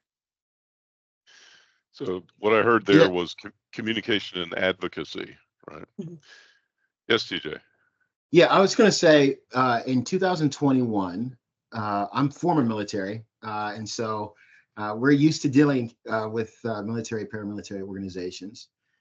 We did an A/B test where, listen, when the mission is critical and lives are on the line, we got to get it right. So we did an experiment. We did an A/B test for just 2 weeks. We said we're going to have to deliver this single packet of mission critical information to first responders.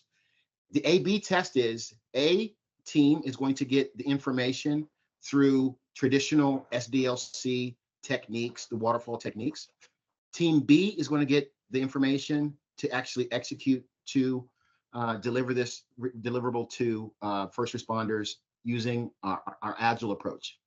After 2 weeks, we did the A/B test. We stood in a conference room. We let Team A present, and the first responders got 25% of the information that they needed with this new package. Team B presented. First responders got 100% of the information they needed for this package. It's kind of like, it just, when you do it like that, the results speak for themselves. Yeah, I think you have to Absolutely. kind of figure out how to sell it, and show good examples, and figure out, what's in it for them. And sometimes that helps create that, oh, I need to learn more about this. Yeah, absolutely. Interpreet, Alana, any other ideas? So I think what if we you have have the done, goals, I'll go ahead. Great, go ahead. so what we have done here at VDOT is we have a strategic technology investment board, right? Where all IT initiatives, we start from the intake and with the value, cost benefit analysis, NLDs, all those things. And they are presented to the strategic technology board, which is all our executives, all our chiefs, and the deputy commissioner is the chair of the board. So that really helps, to get their buy-in, to have their perspectives. And also, when we made a shift from, because currently we are moving into product lines, and we did a pilot for one product line, right? So we have been presenting the benefits and sharing with the business partners and that board. I think that proactive engagement and communication, that has really helped us go a long way. Thank you. And Lana? I'm good. We're good. Okay, on we go. Sorry, Lana. Yeah. Interpret, I'm gonna let you keep talking. I think more than learning Agile or practicing Agile, we all need to have the Agile mindset. How can we get everyone to move from doing Agile to really being Agile? Okay, so shifting from doing Agile to being Agile, this involves fostering an Agile mindset across the organization, and which emphasizes on values, principles, and behaviors, not just following the practices and processes. So we should start with a unified vision, ensure that everyone understands what the organization's vision is, what the goals are, and how Agile will help us achieve these goals.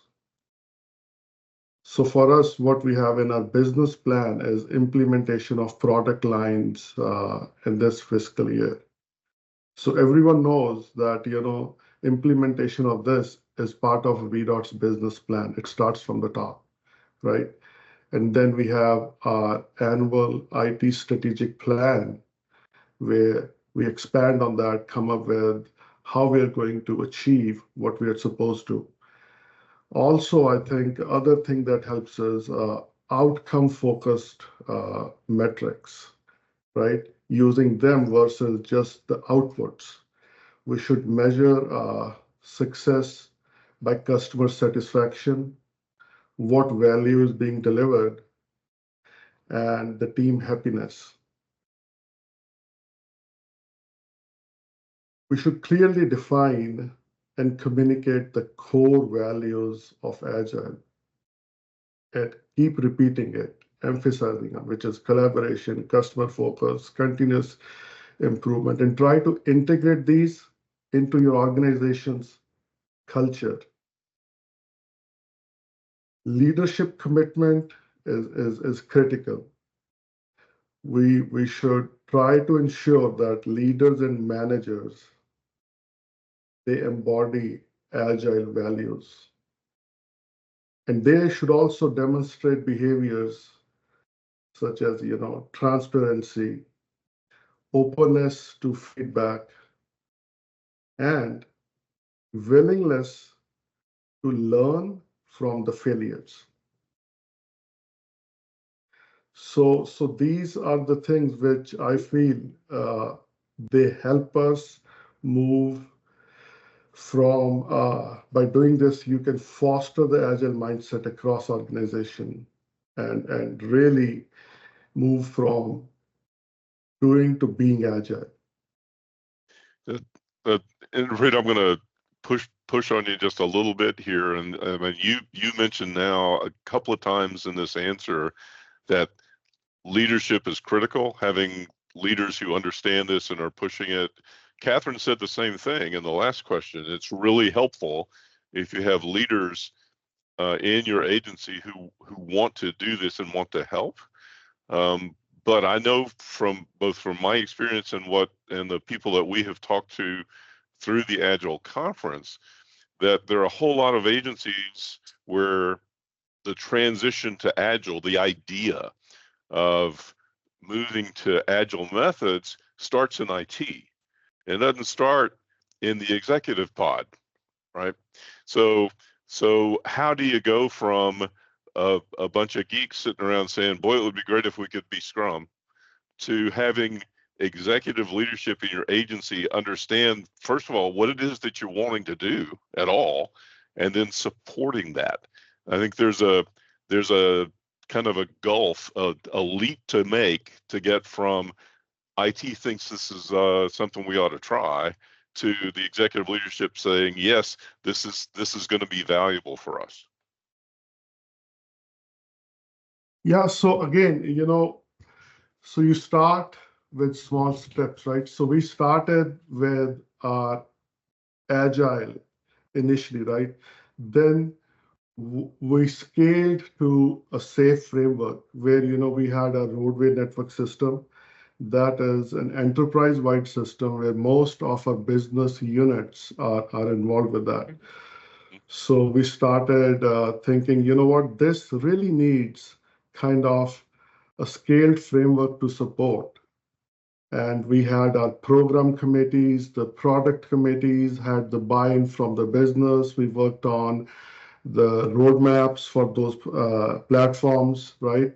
So we kind of showed that some of these enterprise-wide systems, right, they can be delivered more expeditiously and deliver more values, right, if you switch from a waterfall to an agile mindset, right? And so I think that really helped us with all of this. Okay, thank you. Other panelists, any ideas? I think that TJ's example earlier for Agile contributes to the fact that being Agile is not just an IT thing or software development. He gave examples of where agility, helped save lives and major improvements in processes. So, the Scrum part of it fits nicely for software development, but Agile is a methodology that you could apply to running the organization in general, with or without the IT component of it. It could be a new product line and you're working with manufacturing, well before IT even gets involved. Absolutely. Absolutely. All right. Next question. Catherine, we seem to make some hard-won progress with Agile, then slowly revert back to older non-Agile ways of doing things. How can we keep this from happening? Well, this is hard work. Like question says, being a stickler about keeping up with the changes that we have made and the rules that we have set for our team, and celebrating the progress. So how are we celebrating that? Are we celebrating it outside of the team? Continual check-ins on progress. Are we staying true to what we agreed upon, but also are we continually improving? Are we looking at how we can do things better and not being so strict that we're just not looking outside of the rules that we have agreed upon and set according to Agile? Is there a new way that we can look at things and adjust our practices? So I'm hearing constant attention. Yeah, I think we have to be very intentional about this. Finding the balance between being a stickler about reverting back to our non-Agile processes or way of doing things, but also keeping an open mind and keeping that spirit of continuous improvement. Is there a better way of doing things that keeps with Agile methodology? I see. So, Lana, I know that you and I have had conversations in the past about the not being a stickler thing. Is there something there that you find helpful? Well, I go back to the fact that I find it a little more difficult when you're not in an object-oriented world, and that you do have domain experts. So we have one particular person here who's our driver's license expert. And if he's not available, or his programming is going to take 4 or 5 weeks, then you're not going to make the sprint. But you really have no choice but to revert back. It's not like, you have 20 different modules and everybody is well versed in all of them. Until we get there, we have to realize that this is something that may happen. We try to make it at an absolute minimal, but it's going to happen. And then the other thing is we work a lot with business partners. We have a lot of integration, and they're not Agile. they say they're agile, but they'll also say, okay, we're going to go off and build this and we'll see you in 2 months. Well, that's not really agile, but that's the way they work. And we have a contract with them, and they may not be able to deliver iteratively. And so we have no choice in some of those situations when you're working with other business partners. Yeah, we're going to talk about that a little bit later too. Well, Lana, I'm going to ask you to keep going. Supervisors of Agile teams find the role of Scrum Master to be meddling. So how does the role of supervisor change when you transition to Agile? Well, first of all, I'd like to start with that our dev managers, our supervisors here at DMV are extremely knowledgeable on the ins and outs of our systems. They've all come up through the ranks. They were programmers. Some of them were database analysts. They know all of our integrations. They know the actual modules. So they're never meddling for us. Their knowledge is just so valuable for us that it's really difficult for us that in a true Agile world, there's not a role on the team for them. So they have to slowly transition to be more of a mentor, to focus more on the development skill set and not the product line so much. And that takes a lot of time because they are so knowledgeable and they are so skilled, and they have to watch something that they've done for years and they know how to do, and they hand it over to a product owner who now may have to estimate an impact, who has to have a discovery session and bring everybody together to determine what the impact might be. And they really should be included, but there may not be a role for them if they're just focusing on the skills of the developers. So again, part of the transition is to be sensitive to that. Never sell yourself short by not having knowledgeable people as part of your team just because Agile says there's no role for them. Again, at DMV, we value them so much that I would never consider them meddling. And if we didn't include them in their knowledge, then we're not going to be nearly as successful as we would have been, by having them as part of the team. So in a true Agile world, I understand that the dev manager or the supervisors lead people based on practices, and they may oversee all of the .NET developers. Getting there takes time when that person used to see an entire team and they know the product line inside and out and all the modules and the integrations. So again, it's part of the transition. And I encourage everyone on here, if your dev managers have been as critical to you as they have been to DMV, is to never really consider them meddling. I do think it would be detrimental to consider them meddling because they know a lot more than the product owner. They can mentor the product owner and get the product owner there, but some of the things the product owner is going to be responsible for is going to take some time. And that knowledge today might be with one of the supervisors that can help mentor them and get them there before the supervisor truly moves into a role that may just be overseeing a practice area like developers or overseeing Scrum Masters.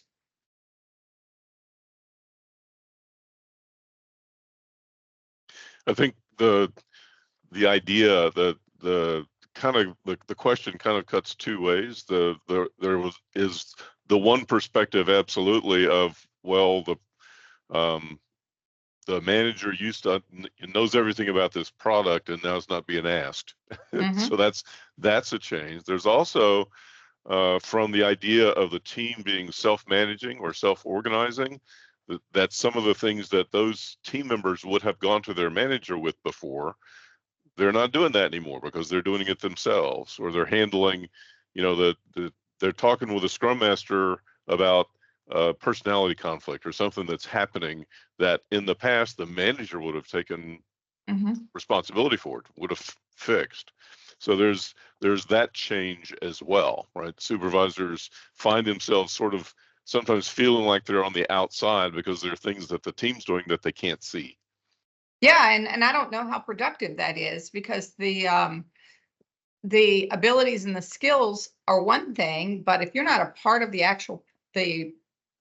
And I know they're not projects anymore, but the actual sprints and the features and the epics, then you don't necessarily know how they're progressing. You have to get that information from somebody else, where you used to actually know everything that your people were working on and you were part of the progress. Maybe you got status reports. DHRM says everybody has to be supervised. So I don't know how well the Agile team self-governing works with the direction from DHRM. We're trying to figure that out here. That has also been somewhat of a challenge. And for a dev manager to only be responsible for the development skills of the staff and not the actual performance on the team, that's somewhat of a challenge too. The Scrum Master would know whether they're producing or whether they're falling behind, whether they're pulling their weight. They can't really do much about it. They can tell the dev manager, but that's a little bit different in the way we've worked in the past, and it's definitely a challenge. Right. I'm interested in others that have moved to Scrum. What's happening with your development managers? We have 6 at DMV, and again, ours are not just managing skills. They are very knowledgeable in solutioning. They know the ins and outs of the systems. They actually probably coded on them at some point in their career. So to move them there is to take a huge value away from the team and put them in something that is somewhat demeaning to them. So it's a challenge for us. So what we have done here is we are a heavily matrixed organization. We have a delivery organization where all the Scrum Masters, the project managers, and the BAs, they report in. And then we have a development area where all the developers with all skill sets, they report into. So for our agile teams, which are tied to products, right, based on the skill set, we still, developers, they, HR wise, they still report to the supervisor, who is their dev manager. And the dev manager is responsible to ensure the quality of that development product, right? But then the Scrum Masters, they are responsible to ensure that, the sprints are moving as they should be. And if they need to escalate anything, which they cannot, as a servant leader, are not able to address as part of the Scrum team, then they will work through their dev managers. So what we have seen is with the dev managers engagement, that has really helped us improve the quality of the product that is being delivered, because the Scrum Masters, sometimes they cannot, or they cannot get to the depth on the technical side. That is where they fill in, the dev managers. Mm-hmm. Folks in other agencies have any ideas about this?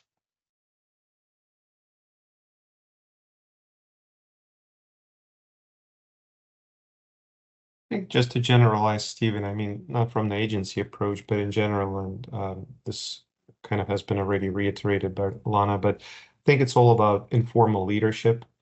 It's the whole idea. I like to compare the role of a scrum master as opposed to a manager or supervisor to a conductor in a band. Because if you really think about it, the conductor sets the tone of the music and really hears it well and understands the notes, but everybody's adult enough to know when to play, when to pitch in, and how to really orchestrate everything.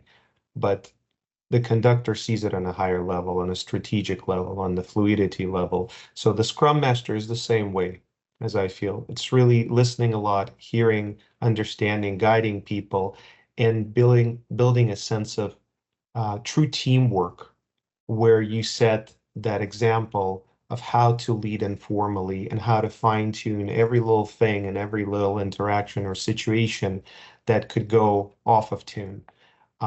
True stakeholders that are committed to business agility and agile transformation in their organization or agency, they will appreciate that, and they will see the art of that inside a Scrum team, inside an Agile unit, inside a specific project, or on our organization as a whole. And thanks, Andre. Let's move on to our next question. Interpre, we find. I'm Yeah, sorry. yeah, TJ. I'm sorry. Go ahead.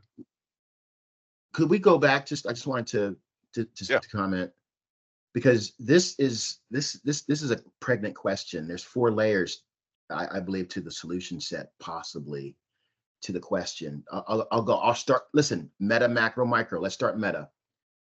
The idea that any member of a team would feel that another team member is meddling, whether it be management or employee, means that we need to address the collaborative nature, the sense of both camaraderie and inclusion that team has. Okay, so we need to address psychological safety at an organizational level.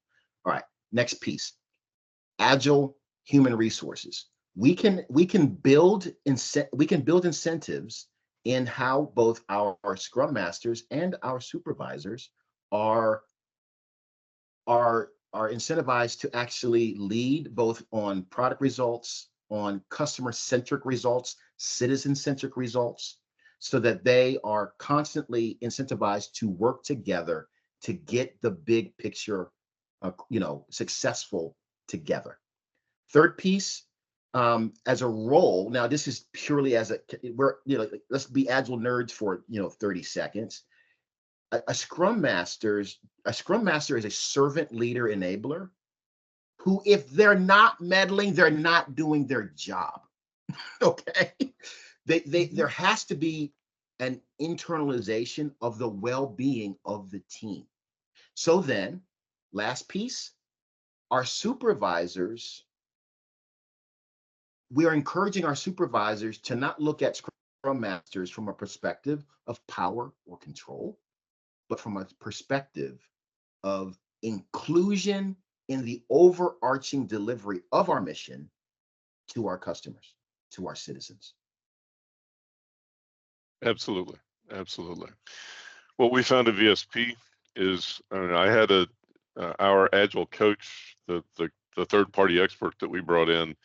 He spent about 6 months meeting with my supervisor's team separately, just to teach them about what it means to be a supervisor in an agile structure, because it's a different role, and supervisors, just like everybody else, have to learn what that role now means. So it's a different way of behaving, and they have to understand. They had to learn the new vocabulary, the new responsibilities that they had, and it took a while. Just like every other part of this change can take effort, can take a long time to occur. Like I said, half a year of meeting with the Agile coach on a regular basis, with him going through all kinds of different presentations about this is what it now means to do supervision in an Agile organization. It's a new thing to learn. So we've used the word supervisors here, but there are other roles that I have heard mentioned a couple of times that don't really fit into Agile, and that's project managers.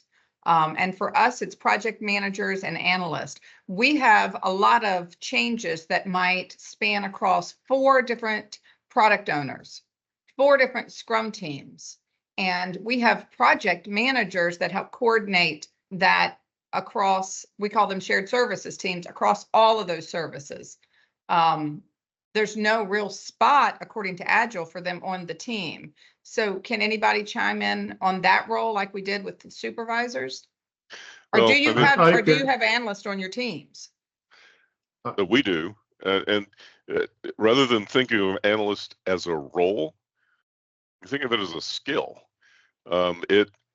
Yes, there is one developer on Scrum teams, but where there are people who are skilled in writing Java code, and who are skilled in creating automated tests, and who are skilled in analysis. Those skills are valuable, whatever the name of the role, and it's important to give people the opportunity to contribute, and then to learn other skills as they can, as part of them fitting into all of the different parts of the team. And I was just talking over someone, but but it's been important to us, and I think it's important to differentiate between the roles in an Agile team, and there are only 3, and the skills that the team needs to be successful. And there's not a one-to-one relationship there. Yeah, because some analysts will never become developers and write code, and some developers may never really do analytical work or be good testers, yet they're all in the single role of creator. Right, and that's, so I mean, there's a naming thing there, and there's also a sort of a nirvana goal. It would be great if everyone could do everything equally well. That's never true. So this has been a challenge. What Lena, you earlier mentioned, PM and Scrum Master. I will specifically touch on that. So for any Commonwealth level project, we know that exceeds a certain threshold that we are held accountable to the scope, schedule, and budget, and you need to have a PM, right? So we tried it in many different ways. We had a pool of PMs, then we had a separate pool of Scrum Masters, and we tried that way. And the PM would focus on the PM-related duties, and the Scrum Masters would be managing and running their Scrum teams. We also tried where the same resource who's qualified and certified to be both a PM and a Scrum Master, right? Because the way the overarching project has to be managed against the scope, schedule, and budget, but the day-to-day execution is done in an agile way where they act as a Scrum Master.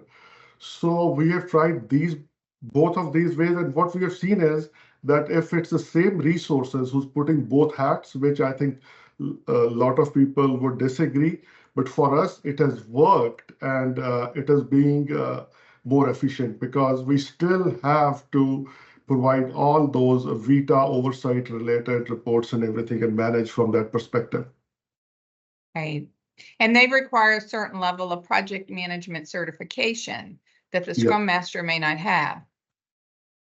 Yeah, so we do require, when we post our postings at CAI, we require for a Scrum Master, prefer to have a PMV or Vita certification as well. So we used to run into lots of issues where finding people with both, but more recently I think we are getting more folks who have certification and skills on both sides. Yeah, but the only thing that I'd add to that is with the project managers and Scrum Masters, sometimes you do have that meddling, Scrum Masters don't really like the way project managers operate and vice versa. It's mostly because they are focused on 2 separate things. So that's the challenge when it comes to kind of having them collaborate and function harmoniously. So that's a very fine line. And over time, you get people who a PM and a SM who can work really harmoniously, but it takes time to get there and it's challenging. Yeah. See, if it is a Vita level project, right, then we manage our schedule and budget and fuel, right? So we need to have that person to be well conversant with the POL and schedule side as well, in addition to managing the day-to-day activities for their team as a Scrum Master. Yeah, I know that, I've been in conversations with folks at Vita in the PMD off and on over the last 6 or 8 months, and they are very interested in working through how ideas about agility can fit in to the PMD requirements for project management. That's an ongoing conversation, and one that I think we're all going to start seeing some changes in. Yeah, I think we all have heard about increasing the threshold. And also, I think I also had a conversation about we need to move away from a project-centric to a product-centric model. So that will address a lot of these issues. Stephen, if I could just make a quick comment. Sure. This is a common problem, right? This is between these project managers and Scrum Masters. And when we see this friction that's built here, This is really honestly about not being focused on the outcome, which is either the product or most importantly, the customer. When they focus on the customer, the friction starts to disappear because they are both pulling in the same direction. And I think that's a, it's a systemic problem that we all feel because roles change. How do I fit into this role? Who's this person meddling in my business? And the reality is you're both on the same boat. One should be bailing and the other one should be rowing. So I'll leave it at that. But I think making it a little simple, but working your way through that is a human dynamic that is incredibly important to get to Agile, because as in the Agile Manifesto, we talk about how the people and the friction are what will create the problems with IT in the future. It's the people, not the software. And so it's just an example, I would say. Yeah, I think part of the challenge here in Virginia is that the folks in those two roles have two different sets of requirements that they have to, of rules that they have to follow, and two different goals. And that's because of the requirements for project management that VITA has placed on what makes a properly managed project. I mean, we did a whole Agile conference on the fact that VITA and Agile don't mix. That's not a new conversation, but it is absolutely a challenge that we all have to work through. We've only got just a few minutes left in this section. Looking ahead, we actually talked about this a little earlier, and I think we'll probably end with this one. We find that because the entire agency has not adopted Agile, or maybe because we're dealing with external vendors or providers who are not Agile, it can be difficult to utilize with many of our projects. So how can Agile teams collaborate with teams using a more traditional SDLC? It's got Indifreet's picture on it. I'm going to throw this open to the whole group.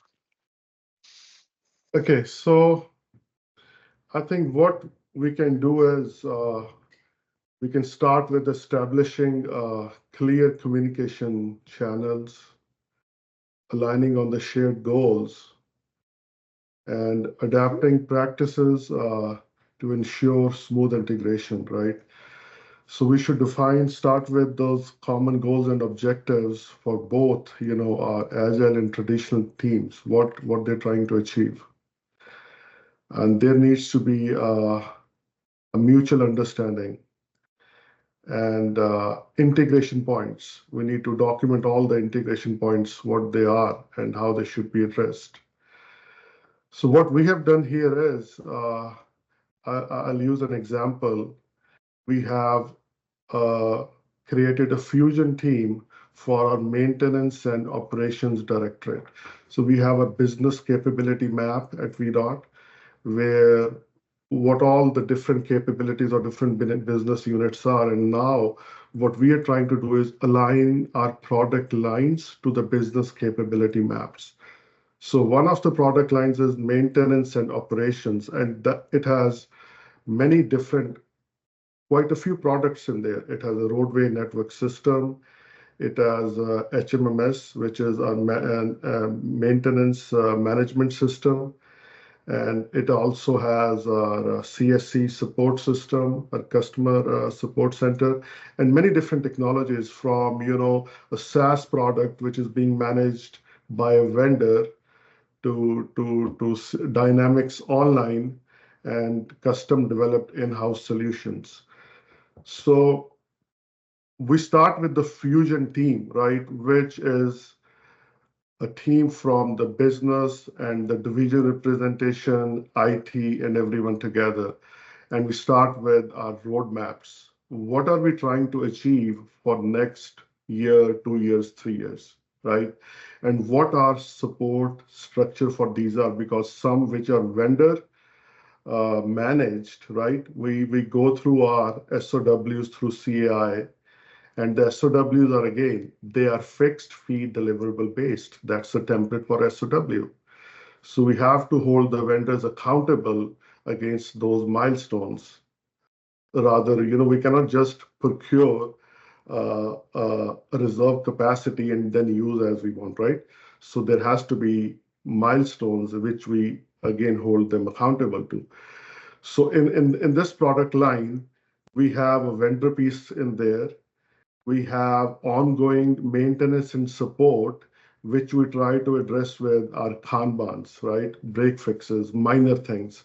And then we have also our internal Scrum teams, which work on some bigger initiatives. And so this fusion team concept, this model has really helped us. And sometimes there are also, some legacy waterfall projects. They are part of this product line. So once they all work together and cohesively, that has really helped us to ensure that everyone is on the same page and aligned toward the common goals and objectives. So your fusion teams are driving this. They're the ones that are in control with all of the different teams that are carrying this out? Yes, they are. And then we have different committees. We start with the fusion team. The fusion team would have a program committee, which is at a level of, our ADAs. And then we have a steering committee, which is at the level of our chiefs and DAs, right? So different levels of overseeing committees working with that fusion team.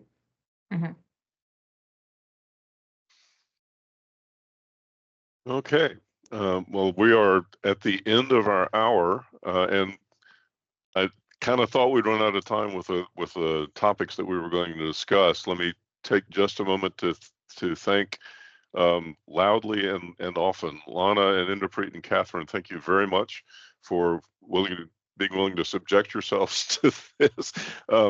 I and I'm sure everyone here really appreciate your perspectives on some of these very difficult problems that people are facing across the agencies that are represented here. So thank you very much for taking your time to do that. Really do appreciate it.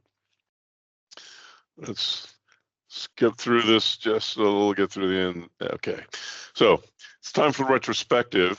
Let me introduce Stephanie Williams Hayes. She's the Chief Information Security Officer here at VSP.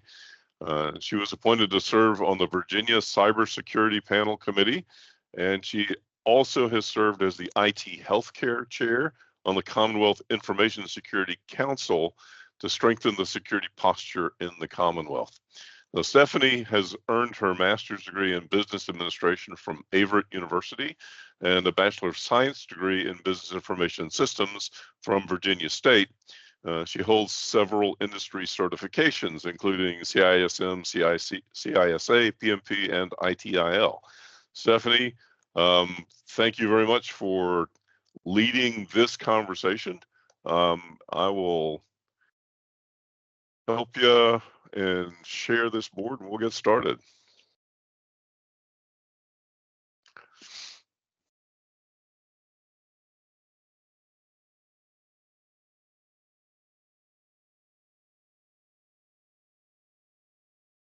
You're on mute, Stephanie. Good morning, everyone. It's great to talk to you all again. It's a pleasure to be here. I have gained so much insightful information. I've taken down notes, and I hope you have too. Let's plug in our positive outcomes, areas for improvement, and any barriers to change. We heard a lot of barriers today. We heard a lot of solutions. And it's going to help us move forward. It's going to help us to get better as an organization. And please share the ones that resonated with you, that stuck out. And if you don't have access to this board, please throw it in the chat, and we will incorporate that in the chat too. So we want everybody's full participation. Very, very insightful panels this morning, as well as speakers, and even the intro speaker was very, very insightful.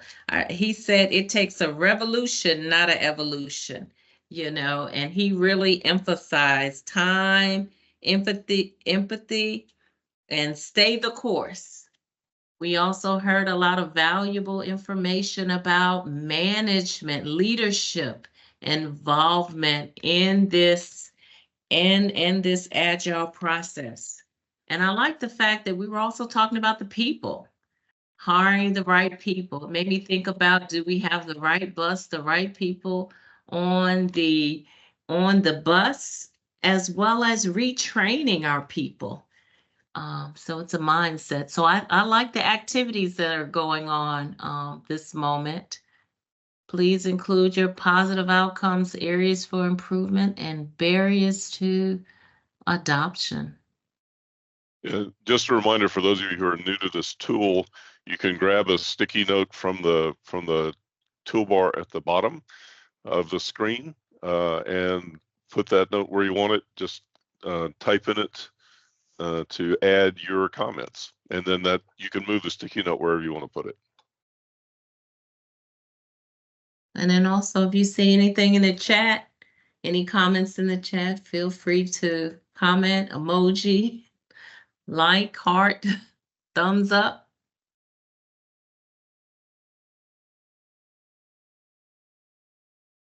Okay, Stephanie, what have we learned? Oh, some positive feedback that we got. We have people that really enjoyed hearing the perspective of other state agencies. Generally smooth technology today. That's always a great feedback to have.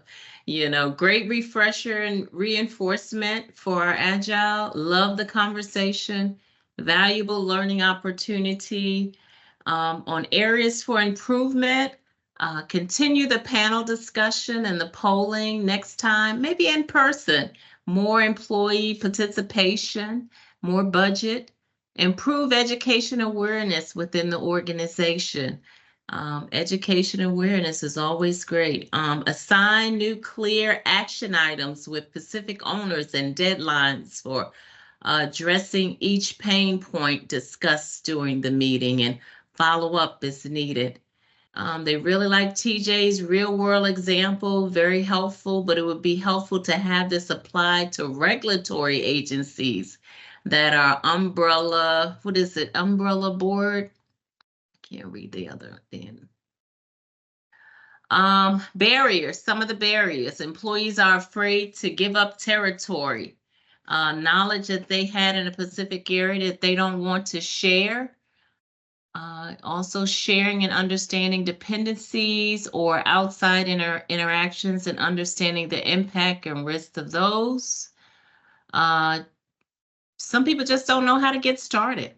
You know, probably a class on how do we get started, how to address the unusual, unspoken concerns about, will this make my job go away?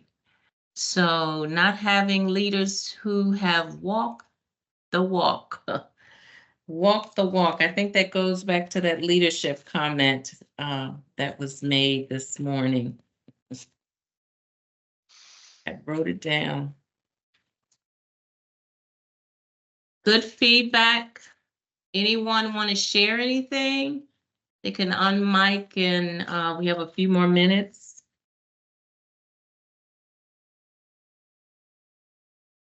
Yeah, I would like to take an opportunity that I was not able to jot down anything on the whiteboard.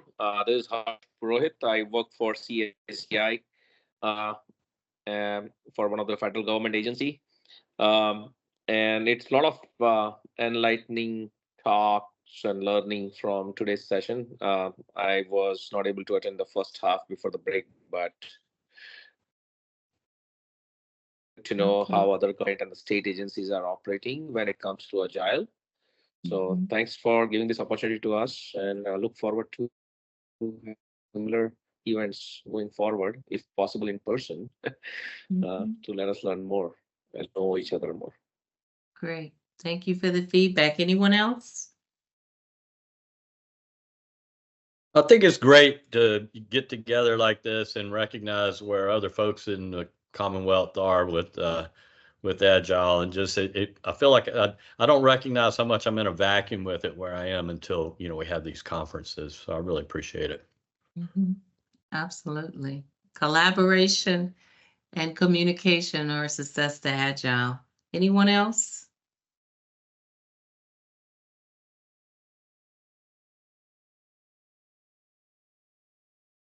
Hi, this is Calanthea. I'm with the, I want to say Virginia Department of Health Professions, and I was the one with a comment about the umbrella board.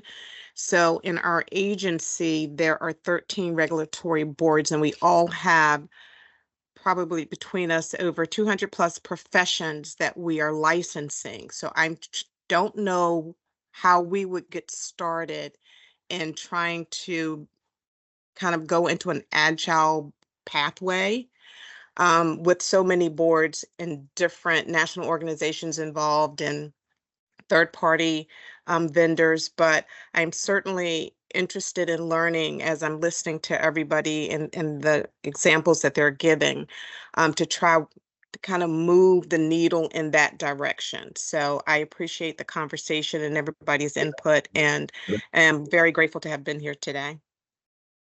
Calanthea, I will reach out to you directly. We can have a deep conversation. I appreciate that. Thank you so much. Great, fantastic. It's all about networking, collaboration, communication. All right. Anyone else before we close out? I'd like to mention just one thing that I think that would really help us, and that is that we're creating new skills and new roles, and this is quite a transition for the agencies. And I think as we go through that, we just struggled with posting our product owners and our scrum masters. So I appreciate the input that I received from other agencies, but I think that that we all should be on the same page with those, because I think those skills and roles are somewhat the same. I'm not getting a lot from DHRM as far as guidance on these either. So just reach out to the other agencies when you're in those positions and you're ready to stand up your teams of what that's going to look like and how you post those positions. Share the EWPs. Let's make sure that we're on the same page. Great feedback. Great feedback. Okay.